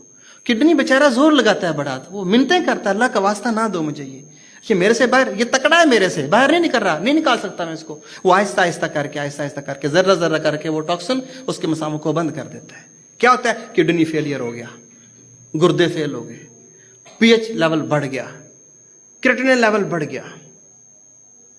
फिर क्या होता है? वही टॉक्सिन इकट्ठे होकर पत्थरी बन गई, पित्ते में पत्थरी बन गई। क्यों? कैसे? ये सारा टॉक्सिन है, जहर है। पहले तो कोशिश ये करें कि अपने आप को टॉक्सिन से बचाएं। एक बात, आदि आपकी कम से कम सेहत की गारंटी आप दे देंगे, बाकी आदि अब खुराक अपने मिजाज के मुताबिक लें। मेरी बॉडी का मिजाज अगर ठंडा है ना, तो किबला अगर ठंडा मशरूब, दुनिया का महंगा तरीन मशरूब अगर ठंडा मैं लेता हूं तो वो मेरे लिए जहर बन जाता है। मुझे अगर डायरिया है ना, मोशन लगे हुए हैं, मैं ठंडा पानी, महंगा तरीन पानी, बेशक वो सोने का ही क्यों ना हो, मैं पी लूंगा ना, वो मेरे लिए मौत बन जाएगा। अगर मेरी बॉडी का मिजाज गर्म है, हिद्दत बढ़ी हुई है मेरी बॉडी के मिजाज में, और मैं देसी मुर्गों की यखनी पी रहा हूं, तो वो मेरे लिए सोना नहीं, वो जहर बन जाएगी। और मुझे आनन फानन चंद ही अयाम में या माह साल में आपको हेपेटाइटिस की तरफ ले जाएगी, और सी में ले जाने के बाद फिर क्या होगा? आप लिवर सिरोसिस का पेशेंट बन जाएंगे, आहिस्ता आहिस्ता मौत के मुंह में चले जाएंगे। अच्छा, इसके लिए अपने अबदान की कैफियत को समझें। अच्छा, दुनिया का सबसे बड़ा फिर डिटॉक्सिफायर एक वो है पानी। पानी, एक इंसान को कम से कम 2.5 से 3 लीटर पानी एक दिन में पीना चाहिए। चले आप नहीं रुक सकते, खाना है, मजबूरी है, खाद्य हम नहीं रोक सकते, फसलें हैं, जो भी है, जा तो बॉडी में रहे ना, तो पानी है ये उसको ड्रेन आउट करता है। ड्रेनिंग करने में, ड्रेन आउट करने में पानी सबसे अहम किरदार अदा करता है। ये शादियों में जाने वाले जो अहबाब हैं वो तवज्जो फरमाए, मैंने अर्ज किया पानी 3 लीटर कम से कम एक दिन में। अब हम जाते हैं दावत पे, खाना लगा है, सबसे पहले तो रोस्टेड मुर्गे हैं वहां पे, चरगे हैं, सारी चीजें रोस्टेड है, फुल स्पाइसेस। नंबर 2, साथ में कोल्ड ड्रिंक्स रखी हुई है। और नंबर 3, उसके एंड पे जाके हमें ठंडी यख आइसक्रीम दी जाती है, या ठंडा यख पानी। गर्मियां अब आ गई हैं, ठंडा यख पानी। पहले तो सबसे पहली बात तो यह है कि जो आप खा रहे हैं ना, वो सारा का सारा मसाला जात और सारा का सारा वो भून के उसको जहर कर दिया जाता है, उसके अंदर ग़िज़ाइयत रहती नहीं है। नंबर 2, साथ में उल्टा पानी पीने के साथ जिसने निकालना था वो पिया नहीं है, ऊपर से उल्टा आपने क्या ले लिया? टॉक्सिन और ले लिया, कोल्ड ड्रिंक ले ली, उसने मजीद आपको मौत के करीब कर दिया। नंबर 3, इनके अलावा ऊपर से क्या किया? मैदे को हरारत चाहिए थी कि जितनी गर्मी मैदे में होगी खाना उतनी जल्दी हजम होगा, आपने ऊपर से यख ठंडा पानी डाल दिया। वो ऐसे ही जैसे कोयले के ऊपर ठंडा पानी डालें आप। मैदा साहब कहते हैं जी खुदा का वास्ता भी ऐसा जालिम इंसान, या अल्लाह मुझे तूने किस इंसान के वास्ते डाल दिया? ये कैसा इंसान है? ये कैसा हैवान है? ये इंसान नहीं है, ये है तो हैवान है हैवान, ये भी हैवान नातिक है, ठीक है, बोलता है, शाबे शाऊर है, आकिल है, लेकिन इसकी अकल कहां गई? इसको पता ही नहीं चल रहा कि मैं इसमें क्या डाल रहा हूं, जुल्म क्या कर रहा हूं। अंतड़ियां अलग बात दुआएं देती हैं, मैदा। जब भी खाएं पहले तो ये देखें आप खा क्या रहे हैं। नंबर 2, आपने उसका तदारुक कैसे करना है। अगर आपने एसिड ज्यादा ले लिया है, आप लेमू का इस्तेमाल साथ में जरूर करें और साथ में सलाद का इस्तेमाल। अब आते हैं सलाद की तरफ, पहले खाने की बात, सलाद की तरफ। सलाद में बंद गोभी, दुनिया की, मैं भी पढ़ रहा था रात को, सर्च कर रहा था मैंने देखा कि अगर बंद गोभी की खासियत का पता चल जाए ना बंदे को, लोग रोटी खाना छोड़ दे। अल्लाह जानता है। बंद गोभी। नंबर 2, खीरा। खीरा 70% पानी है खीरे के अंदर। फाइबर, कितनी कब्ज क्यों ना हो, खीरा खाएं कब्ज टूट जाती है। और नंबर 3, इसके साथ चुकंदर। चुकंदर की खासियत आप पढ़ें। मैं कहता हूं कि ये खून के थैले हैं चुकंदर। ये चुकंदर नहीं है, ये खून का खजाना है। खून की प्योरिफिकेशन करने में, खून को पैदा करने में, तख्लीक करने में, इम्यूनिटी को बूस्ट करने में, और सबसे बड़ी बात टॉक्सिन को रिलीज करने में, निकालने में, पास आउट करने में, ड्रेन आउट करने में सबसे बेहतरीन किरदार अदा करती है चुकंदर। कितनी चीजें हो गई। नंबर 1 बंद गोभी, नंबर 2 खीरा, नंबर 3 चुकंदर। अब इसके ऊपर आपने क्या करना है, थोड़ी सी गाजर की मिलावट कर लेनी है। गाजर में बीटा कैरोटीन होती है। मां के दूध के बाद बीटा कैरोटीन अगर दुनिया में किसी सब्जी में सबसे ज्यादा पाई जाती है वो गाजर है। नजर आपकी ये 6/6 कर देती है, जिगर की सलाह कर देती है। सुकड़ा हुआ जिगर भी हो तो गाजर खाएं आप, ये उसको बेहतर कर देगी। फैटी लिवर को ठीक कर देती है। तो गाजर की भी थोड़ी सी इसमें मिर्च करें। ऊपर आप लेमू निचोड़ें, 1 चम्मच शहद का मिलाएं, उसको मिक्स करें, फिर खा के देखें आप। मेरे मुंह में पानी अभी से आना शुरू हो गया। अच्छा, खा तो वो लिया है आपने पहले जो खाया है, जब ये साथ में ले लेंगे ना तो ये कम से कम आर्मी आपने तैयार कर दी है उनके साथ लड़ने के लिए। ये जाके लड़ेगी उनके साथ। कभी आपको एसिडिटी नहीं होगी, चेस्ट बर्निंग नहीं होगी, या आपकी जो है ना ये अपना फूड पाइप ये नहीं होगी। अच्छा, फिर एक चीज, एक काम और करें। आप उस दिन की तस्वीर बना लें जिस दिन आपने खानी है ना, उस दिन की खाने से पहले आप 15 दिन के बाद दोबारा अपनी तस्वीर बनाएं। अच्छा, दूर ना जाए, मेरे से ना पूछें। आप कह सकते हैं कि डॉक्टर साहब है मस्के लांडेन मरीज बनाने वास्ते है, या मुझे मेरा दिल रखने के लिए। आप तस्वीर बनाएं। अच्छा, देखा करें अपने आप को यार, सुबह डेली देखा करें। उठ के बड़ा शीशा लगवाएं घर में, कद्दे आदम के बराबर आप लगाएं। आप देखें, वत्तीन वज़ैतून वतूर सीनीन वहाज़ल बलदिल अमीन। रब ने 4 कसमें खाई। कसमें 4 खाई। या अल्लाह, कसमें खा रहा है तू, क्यों? अल्लाह, तू रब है, तेरा तो फरमान ही बहुत है, कसमें किस बात की? बात अभी हुई नहीं, कसमें खाना शुरू कर दी। अल्लाह फरमाते हैं कसमें खानी बनती हैं, मुझे खाने दो। क्योंकि जिसके लिए मैं खा रहा हूं ये इतनी जल्दी मानने वाला, ये इतनी जल्दी यकीन करने वाला नहीं। 4 कसमें खाई। मैंने पूछा, रब्बे जलील 4 कसमें खाई, अब क्यों खाई? इरशाद तो फरमा दे। अल्लाह ने फरमाया, लक़द खलक़नल इंसान फी अहसन तक़वीम। जैसा मैंने तुझे पैदा किया है जहानों में किसी को ऐसा बनाया ही नहीं है। इतनी हुसैन खिलकत रब ने की, इतना हुसैन बनाया, इतना हुसैन बनाया तुझे।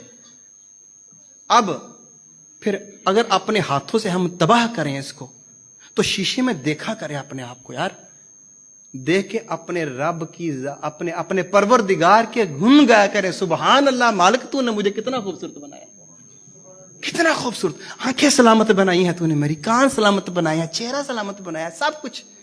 क्या होगा? आपके अंदर की मोटिवेशन आएगी, आपके अंदर अपने आप के साथ मोहब्बत करने का जज्बा बेदार होगा। यार, लव योर सेल्फ, अपने आप से मोहब्बत करें। लव योर हेल्थ, अपनी सेहत से मोहब्बत करें। लव योर लाइफ, पहले अपनी जिंदगी से प्यार करें। आपकी जिंदगी बचेगी तो किसी को बचाएंगे ना आप। तो ये 4 काम, तो ये आप क्या करें, ये सलाद। अच्छा, इसमें सिर्फ एक चीज मैं और ऐड करूंगा, सोने पे सुहागा करने के लिए। अच्छा, मैं क्या करता हूं, दवाई कम देता हूं। لوگوں کو یہ ہوتا ہے کہ ڈاکٹر صاحب نے دوائی دی آرام آ گیا. حقیقت میں دوائی نہیں. جب یہ چیزیں میں کھانے کے لیے پابند کرتا ہوں نا, وہ بندہ اپنے آپ ہی ٹھیک ہو جاتا ہے. اس میں ایک چیز اور ایڈ کرنے لگا ہوں, اور وہ ہے پودینہ, منٹ. جائیں جا کے کسی حکیم سے پوچھیں کہ حکیم صاحب, یا میدے سے پوچھیں, میدا جی ذرا بتائیں تو صحیح پودینہ کون ہے. وہ کہے گا یہ میرے ابو جی ہیں, ان کے بغیر میں دنیا میں بیکار ہوں, بیکار ہوں. اس میں پودینہ کاٹیں, اس کے اوپر پتے لے کے کاٹیں, چٹنی نہیں بنانی اس کی, پتے کاٹیں, اس کو مکس کریں, پھر کھائیں. یہ ایک خوراک اپنی زندگی میں ایڈ کر لیں, آپ ایڈ کریں انشاءاللہ.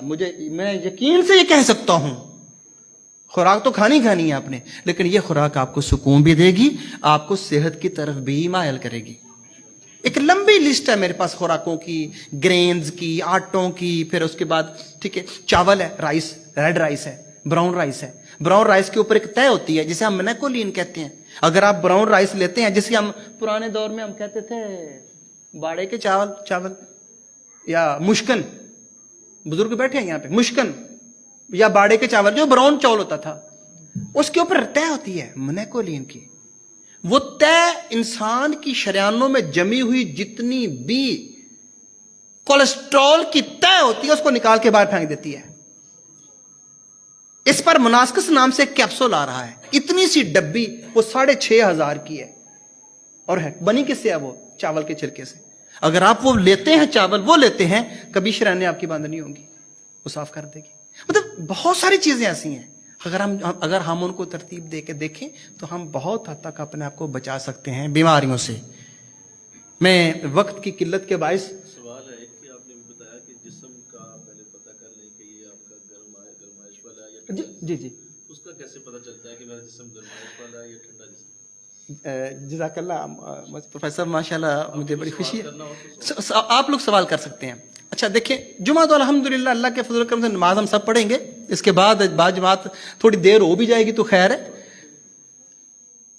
یہ سوال جو قبلہ نے فرمایا نا کہ ہمیں پتہ کیسے چلے گا کہ ہمارا مزاج کیا ہے, تو آپ کچھ نہ کریں, آپ صرف نہ اپنے بدن پہ ہاتھ رکھ کے چیک کر کے دیکھیں.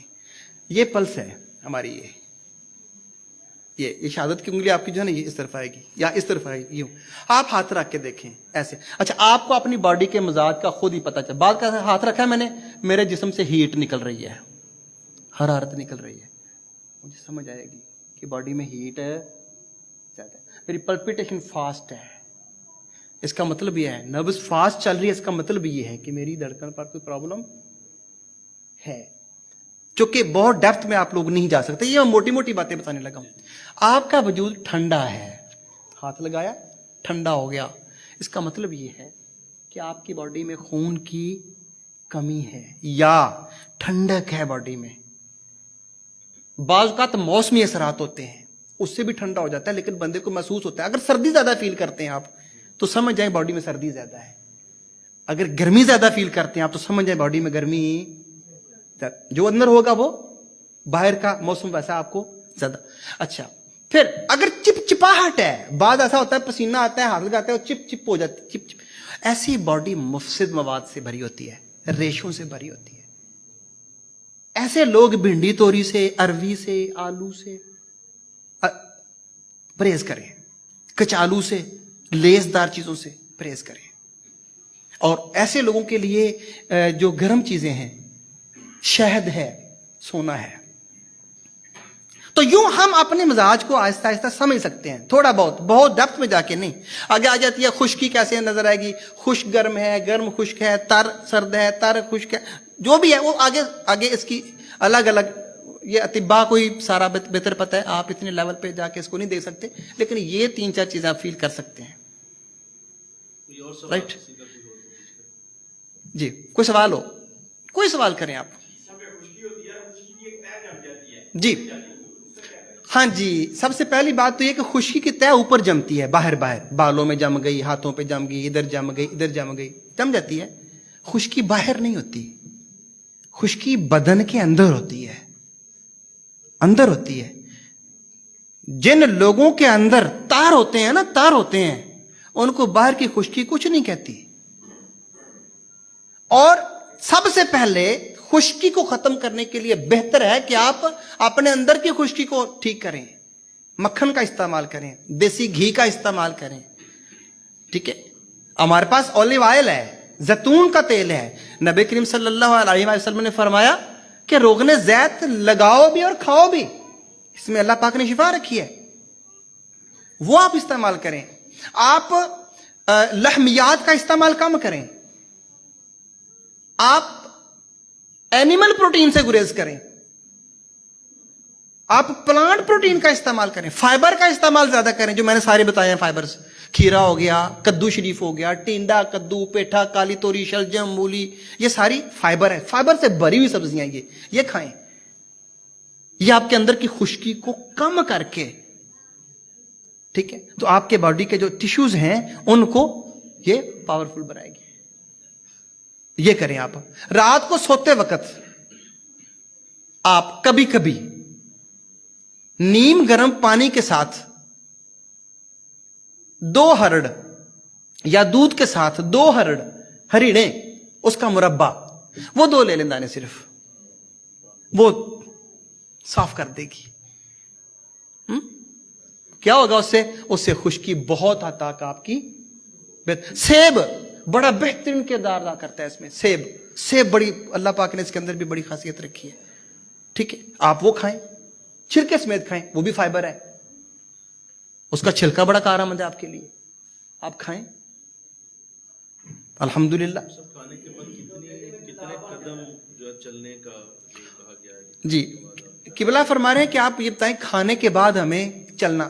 پہلی بات تو یہ ہے کہ کھانے کی ترتیب سن لی. کھانا کھانا ہے آپ نے, تو اگر آپ کھانا کھاتے ہیں 3 ٹائم, کھانا کھانے سے 20 منٹ پہلے آپ 1 گلاس, 1.5 گلاس, 2 گلاس, جتنا پانی پینا چاہیں خوب پئیں, پی لیں. 1 گلاس پینا ہے, 1.5 گلاس پینا, 2, کھانے سے 20 منٹ پہلے.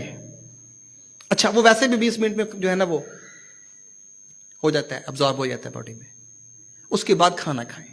کھانے کے درمیان میں آدھا گلاس, میکسیمم آدھا گلاس یا پونا گلاس, اس سے زیادہ نہیں. کھانے کے بعد نہ پانی پئیں. جب پہلے پانی آپ نے لے لیا ہے, اس نے جا کے آپ کی اس کمی کو بھی پورا کر دیا, اور اس نے آپ کی انتڑیوں کو اور معدے کو بھی جا کے 1 دفعہ دھو دیا, صاف کر دیا. اگر پانی پینا درکار ہو تو یا تو پانی روٹی کھاتے ہی ساتھ ہی آپ 2, 4, 6 گھونٹ لے سکتے ہیں اگر بہت ضروری ہے. اگر نہیں تو کم از کم 1 سے 1.5 گھنٹہ بعد پانی پیئے. 1 گھنٹے تک آپ نے پانی نہیں پینا. معدے کو اپنا کام کرنے دیں. آپ دیکھ لیں رزلٹ کیا نکلتا ہے. لائف ٹائم آپ کو قبض نہیں رہے گی, خشکی نہیں رہے گی. اگلی بات, کھانا کبھی بھی سوتے وقت نہیں کھانا. آپ نے کھانا کھانا ہے تو کھانے اور سونے کے درمیان 3 گھنٹے کا کم سے کم فرق ہونا چاہیے. دیکھیں ہم کیا کرتے ہیں, رات کو کام سے گھر آئے, 12 بجے کھانا کھایا, بستر میں ہی کھانا کھایا, بستر میں ہی لیٹ گئے. تو کیا حضرت صاحب کیا کریں گے, یہ بیچارے جو بیٹھے ان کا کیا قصور ہے, وہ جو بیچاریاں انتڑیاں ان کا کیا قصور ہے, یہ ساری رات بعد دعائیں دیتی ہیں پھر آپ کو. کیا آفرین ہے بے تیری پلوانی کے, سارا دن اتنے کام تو کرتا ہے, تو کیا 2 قدم چل نہیں سکتا؟ ہمیں کم سے کم سیٹ تو ہو لینے دے اندر جا کے, کہاں کہاں کس کس چیز نے کہاں کہاں جانا ہے. تو آپ کو کم از کم 10 منٹ کی واک ہر کھانے کے بعد کرنی چاہیے. جو لوگ کہتے ہیں نا صبح 2 گھنٹے بھاگو تو اور سپیڈ سے بھاگو, دوڑے لاؤ, پیٹ کٹ جائے جناب, ڈرم چھوٹے ہو جائیں گے, یہ ہو جائے گا, وہ ہو جائے گا, ایسا ہر کس نہیں ہوتا. آج کوئی بندہ اگر کہتا ہے کہ جنہیں غلط ہے یہ بات, تو میں سامنے کھڑا ہوں اس وقت. جی میں بتاتا ہوں, جی پلیز. اب دیکھیں میں نے کیا عرض کیا ہے, آپ صرف اگر 3 ٹائم کھانا کھاتے ہیں تو صرف 10 منٹ کی واک. اچھا بھاگنا نہیں, جسٹ چلیں آپ, عام نارمل واک کریں آپ. صبح 3 گھنٹے بھاگنے والا جو بندہ پیٹ کم کرنا چاہتا ہے نا, اس سے زیادہ فائدہ ہوگا آپ کو. نہیں ہوگا تو میرے پاس آپ آ جائیں, کہیں صاحب آپ غلط کہتے ہیں. ٹھیک نہیں تو یہ زندہ مثال میں آپ کے سامنے موجود ہوں. الحمدللہ یہ model product of the product آپ کے سامنے کھڑا ہے. اچھا تیسری چیز اس میں کھانے کے حوالے سے, کھانے میں کوشش کریں رات کو سوتے وقت مغرغن غذا نہیں کھانی آپ نے. तली हुई, घी वाली ज्यादा, बहुत ज्यादा ताकत वाली आपने शाम को नहीं खानी, रात को नहीं खानी, और थोड़ा खाना खाना है, बिल्कुल थोड़ा सा। अगर दोपहर को आप खाते हैं 2 रोटी, तो रात को आपने खानी है पौनी रोटी, पौनी, ठीक। सुबह नाश्ता करें दरमियाना सा, लेकिन कोशिश करें कि नाश्ते में आप दही और दूध का इस्तेमाल ज्यादा करें। मैं लस्सी की आपको कैफियत बता देता हूं, रिसर्च में मैंने पढ़ा है, जो लस्सी है ना, लस्सी ये लाइफ सेल्स को बढ़ाती है, ये जिंदगी बंदे की लंबी करती है, लस्सी और दही।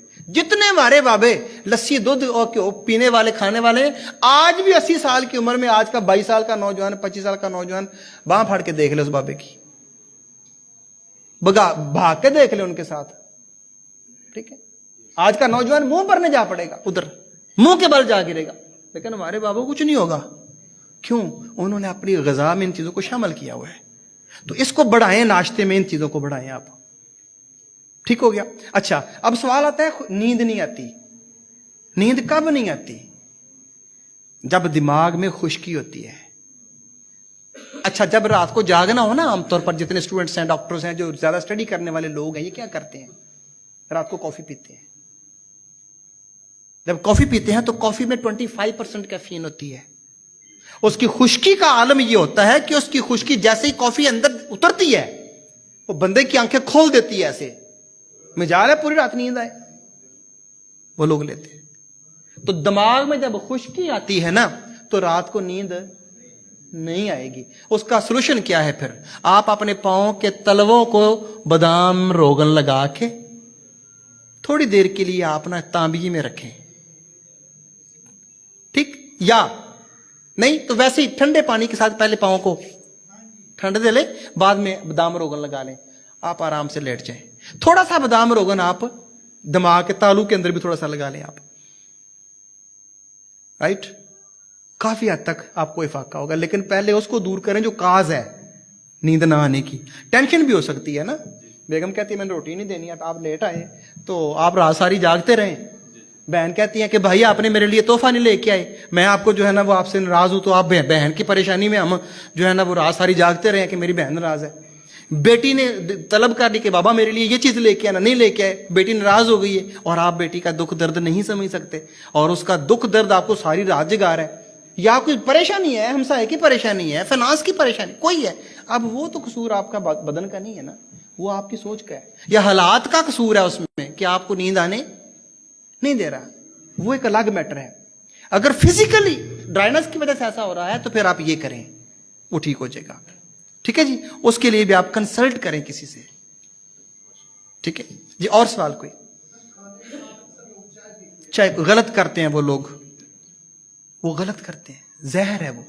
मैं श्रीलंका में था, विजिट कर रहा था, मुझे फैक्ट्रीज, चाय की फैक्ट्रीज विजिट करने का मौका मिला। तो जब उन्होंने तकरीबन कुछ 25 किस्म की ना छोटे छोटे डिब्बे रखे हुए थे, उनके अंदर सैंपल थे सारे के सारे। वो हमें कहते हैं कि डॉक्टर साहब ये जो पहले वाला है ना, इसको हम कहते हैं गोल्डन लीफ। गोल्डन लीफ, ये जो चाय के पहले 3 पत्तियां होती हैं ना, उनमें जो कोंपल होती है पहले वाली, ये उसका है, ये सोने का पत्ता है, ये सोना है, ये महंगा तरीन चाय ये है। इस पर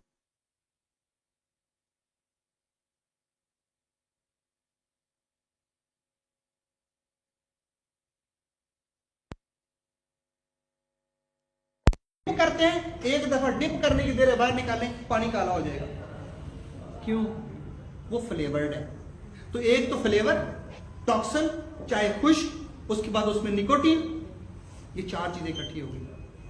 जब 4 चीजें आप इकट्ठी लेंगे ना, जो लोग खाली पेट चाय पीते हैं वो भी सुन लें, खाली पेट चाय पीने वाले भी सुन लें। सुबह उठते ही जनाब सिगरेट लगा ली, चाय पी ली। चाय या निकोटीन आपकी भूख की तलब को, प्यास की तलब को खत्म कर देती है। आपको जितनी प्यास लगी हो, 1 कप चाय का पी लें आप, आपकी प्यास की तलब खत्म हो जाएगी। वो कहता है ना पड़की लगी है यार, पड़की लगी है यार, वो प्यास लगी है, उन्होंने कहा चाय पी। भाई क्यों लगी है?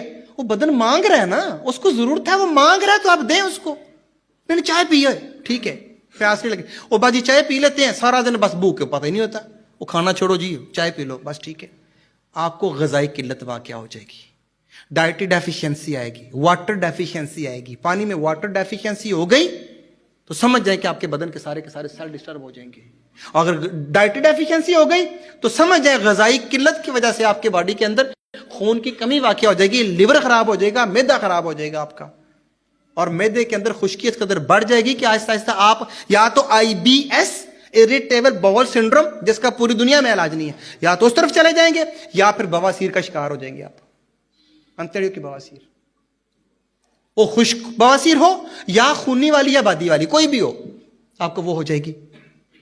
लिहाजा ये जो लोग अक्लमंदाना या दानिशमंदाना इकदाम ये करते हैं ना कि चाय के बाद चाय होनी चाहिए, खाने के बाद चाय होनी चाहिए, ठीक है, ये हरगिज नहीं लेनी चाहिए। आपको बड़ा शौक है ना, बड़ा शौक है, तो आप दारचीनी लें। ये करोड़ रुपए का नुस्खा आपको देने लगा हूं मैं, करोड़ों का नुस्खा आपको देने लगा हूं। दारचीनी का टुकड़ा ले लें एक आप, इसको पढ़ के देखें आपके दारचीनी के अंदर अल्लाह ने क्या ताकत रखी है, आपकी इम्यूनिटी को आसमान तक ले जाती है, ये बॉडी के इम्यून सिस्टम को। दारचीनी का एक टुकड़ा लें, वो साथ में आप लेमो, साथ में एक छोटी इलायची की एक दाना सिर्फ उसमें डालें, थोड़ा सा पुदीना डालें, कहवा बना लें, आप पी लें, कोई नहीं रोकता आपको, पी लें। फिर उसका करिश्मा देखें आप, उसका जादू देखें आप। 100% आप ले सकते हैं। दारचीनी उसने हरारत भी पैदा करनी है, साथ में आपने पुदीना ले लिया और पुदीने ने फौरन डाइजेस्ट कर देना, उसको जाके सेट कर देना, उसने डाइजेस्टिव सिस्टम को मजबूत करके उसने निजाम हजम को एक्टिव कर देना है। जो खाना 2.5 घंटे में हजम होगा वो आपका 1.5 घंटे में हजम हो जाएगा, ठीक है। हाँ बेटा एक मिनट, मैं जरा थोड़ा सा मैं एक्सप्लेन कर लूं। अच्छा अभी क्या कह रहा था मैं? यस अब किबला फरमा रहे थे खाने के फौरन बाद। ऐसा नहीं है खाना खाया 10 15 20 मिनट जनाब बैठक में जाके बैठ गए, गपशप लगाई और आधे घंटे बाद फिर ले आओ भाई। अच्छा एक बात और बता देता हूं मैं आपको, खाना आपने खाया, पेट भर गया, आपने आधे घंटे बाद फिर कुछ खा लिया, आपका मैदा उसको छोड़ देगा, उसको पकड़ लेगा जो आपने ऊपर से भेजा है, पिछला छोड़ देगा वो कहेगा भाई नहीं तू नया आ रहा है ना, तू आ, तेरा वेलकम मैं पहले करता हूं। वो नीचे ही लगा रहेगा, उसकी तवज्जो उस तरफ हो जाएगी। अब नीचे इंटेस्टाइनल जो डाउन एक्टिविटी उसकी मैदे की है वो काम हो जाएगी, उसकी तवज्जो ऊपर आ जाएगी, तो वो नीचे। इसी तरह ऐसा होता है कि जब खाने पर खाना खाते हैं तो आप देखते हैं एसिड बंदे की तजाबियत हो जाती है, हैजा हो जाता है, वॉमिटिंग करना शुरू कर देते हैं, तो मैदा उसको बाहर उगल देता है कि इन्हों तो बाहर काटना। आई समझ? ऐसा कभी नहीं करना। खाना खाना है 1 घंटे का वक्फा रखें आप, 1 घंटा, कम से कम 1 घंटे का वक्फा रखें, 1.5 घंटे का वक्फा रखें, बाद में फिर खा लें, या खाने के फौरन बाद खा लें, फिर भी कोई इशू नहीं है, क्योंकि वो उसी का हिस्सा बन जाता है। जी आपका सवाल? खाने का दिल नहीं करता सुबह, क्यों? हमारी यूनिवर्सिटी में स्टूडेंट नाश्ता नहीं करते। अच्छा ये बड़ी मॉडर्नाइजेशन है, ये खास तौर पर बच्चियों में। मैं सवाल जब करता हूं, मेरा सवाल था एक किबला प्रोग्राम था इस्लामिया कॉलेज में, मेरे उस्ताद मोहतरम प्रोफेसर डॉक्टर अकरम विर्क साहब ने ना बच्चियों का MA की बच्चियां थी उस सेक्शन में प्रोग्राम करवाया। जब मैं खड़ा होकर डेस्क पे मैंने कहा जी कितनी बेटियां ऐसी हैं जिन्होंने नाश्ता नहीं किया है? यकीन माने 70% बच्चियों ने हाथ खड़ा कर लिया। अब मैं सवाल ये करता हूँ, खास तौर पर बेटियों से मैं सवाल ये करता हूँ, आप आने वाली नस्लों की अमीन हैं, आने वाली नस्लों की अमीन हैं आप। बच्चों की खैर गड़बड़ हो भी जाए तो चलो इतना फर्क नहीं पड़ता, लेकिन आप नस्लों की अमीन हैं। अगर आपने अपनी सेहत की तरफ तवज्जो न की, आने वाली पूरी की पूरी नस्ल जो है वो तबाह हो जाएगी। मेरे पास किबला के बच्चा आया 6 माह का, उसको 100 यूनिट इंसुलिन लगती थी, 6 माह का बच्चा। वो बाप ने उठाया हुआ है, रो रहा है, कहता है डॉक्टर साहब इसको इतनी इंसुलिन लगती है। तो मैंने सवाल किया, मैं कहा बच्चे तेरा क्या कसूर यार, तेरा क्या कसूर? तू पैदा होते ही इंसुलिन पे आ गया है, तूने तो दुनिया में अभी खाया कुछ नहीं है, पिया कुछ नहीं है, देखा कुछ नहीं है, तेरा तो कसूर। उसका कसूर मां का है, मां का है, जो हमल के दौरान 1.5 लीटर की बोतल सुबह से लेकर शाम तक वो रज रज के पीती थी। جو اپنے زبان کے چسکے کو فاسٹ فوڈ سے پورا کرتی. تو وہ کیا کہتا ہے؟ وہ کہتا ہے کہ اگر مسلسل کوئی حاملہ عورت 7 مہینے مسلسل اگر کوئی عورت اگر کوک کا یا کوک میں نے لے لیا ڈرنک کا کوئی بھی کولڈ ڈرنک اگر مسلسل یوز کرتی ہے اس کا بچہ اپاہج پیدا ہوگا, یا وہ نبینا ہوگا, یا اس کی باڈی کا سسٹم جو ہے وہ لیور کا ہیپاٹائٹس کا پیشنٹ ہوگا وہ, یا پھر اس کو گڑبڑ ضرور ہوگی. تو میں خاص طور پر بیٹیوں کو یہ کہتا ہوں, میں نے سوال کیا تو 70% بچیوں نے ہاتھ کھڑے کیے ہمارا دل نہیں کرتا کھانا کھانے کو. ہم کھاتی نہیں ہے اس لیے نہیں کھاتی ہیں کہ کہیں ہم موٹی نہ ہو جائیں, سمارٹ رہنے کے لیے. ان کو یہ نہیں پتا بیٹیوں کو کیسی بھولی بھالی بیٹیاں ہیں, وہ یہ کہتی ہیں کہ کھانا نہ کھانے سے بندہ پتلا ہوتا ہے موٹا نہیں ہوتا. ان کو یہ نہیں پتا جب کھانا نہیں کھائیں گے خون کی کمی آئے گی, خون کی کمی آئے گی تو مرض بڑھتا گیا, جو دوا کی کمی آئے گی تو خود بخود ہی جسم پھول جانا ہے.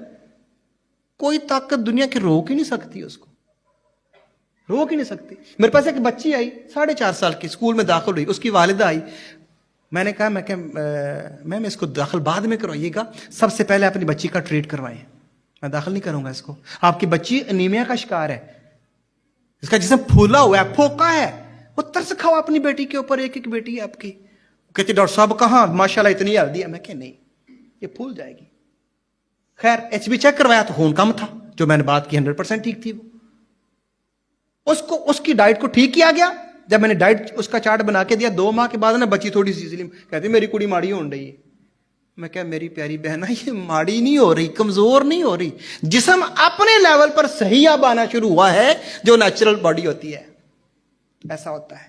تو وہ جو ناشتہ نہیں کرتے اس کی 2 وجوہات ہوتی ہیں. نمبر 1 تو اپنی خود پیدا کردہ سوچ میں موٹی نہ ہو جائے, میں موٹا نہ ہو جاؤں. نمبر 2 معدے میں گرمی اور خشکی اس قدر زیادہ ہوتی ہے کہ صبح اٹھتے ہی کھانے کو دل نہیں کرتا, یا کام کی جلدی ہوتی ہے, ہم جلدی نکلنے کی کوشش کرتے ہیں, نوکری پہ جانے کی جلدی ہوتی ہے یا اسکول میں جانے کی, ہم ہر چیز کو چھوڑ دیتے ہیں. یا زبان کا چسکا ایسا ہوتا ہے کہ صبح عام روٹی کھانے کو دل نہیں کرتا, دل کرتا ہے کہ صبح میں سپائسی چیز والی ہو تو وہ ہم کھائیں, اس کو استعمال کریں.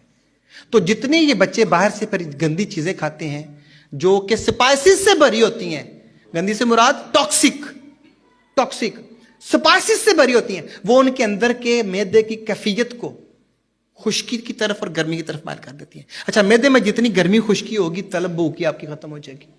فریش جوس پلائیں ایسے بچوں کو, گاجر کا جوس, چکندر کا جوس مکس کر کے, موسمی کا جوس, مالٹا اس میں ڈال لیں ایک, آپ 8 دن پلائیں, بھوک بڑھ جائے گی.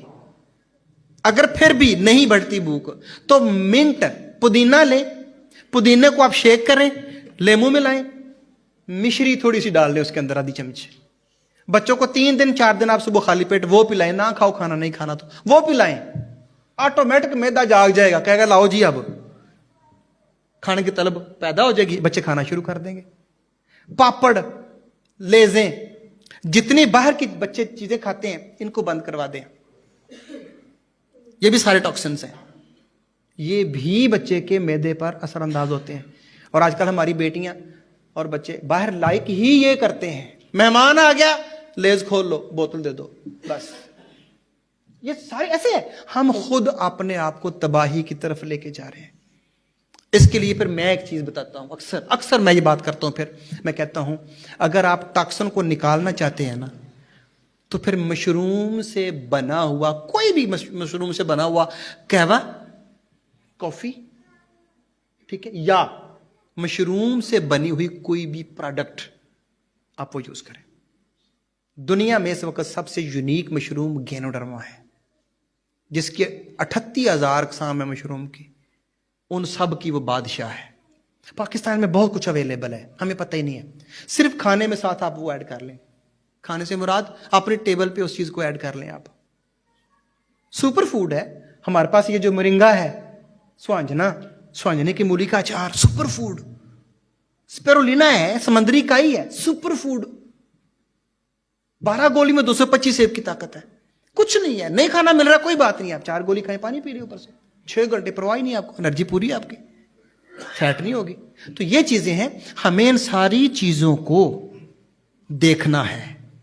خدارا میں ریکویسٹ کرتا ہوں اپنے بچوں کی, خاص طور پر بیٹیوں کی صحت کا خیال کریں. آنے والی نسلیں ہماری تباہی کی طرف چلی جاتی ہیں اور جا رہی ہیں. آج کل 33% ہو چکا ہے یہ بے اولادی کے جو ریشو چل رہی ہے اس وقت کمزوری کی. میں اپنی گفتگو کو یہیں پہ اکتفا کروں گا. انشاءاللہ اس زندگی رہی اگر تو ہم انشاءاللہ قبلہ کی محبت سے انشاءاللہ فری میڈیکل کیمپ بھی یہاں کریں گے. آئیں, بیٹھیں, آپ شیئر کریں, نبض پکڑائیں, ہم آپ کو بتائیں, انگل رکھیں گے, آپ کو بتائیں گے کہ آپ کو کیا ہے, کیسے ہے, کس طرح سے ہے. ویسے میری فیس 2000 روپیہ ہے اور باہر کے میری فیس 6000 روپے ہے. ہم یہاں بیٹھیں گے, ہم آپ سب کے لیے اس مرکز کی برکت سے الحمدللہ ہم آپ کو فری آف کاسٹ وہ پورا کا پورا کیمپ آپ ساتھیوں کے لیے کریں گے. کوئی مشاورت ہو, کچھ پوچھنا ہو, بتانا ہو, ٹھیک ہے جی, تو بندہ ناچیز اس مرکز کے لیے وقف ہے. آپ سوال اپنے پیش کر سکتے ہیں, الحمدللہ آپ کو تسلی بخش جواب بھی دیا جائے گا. جناب اللہ کا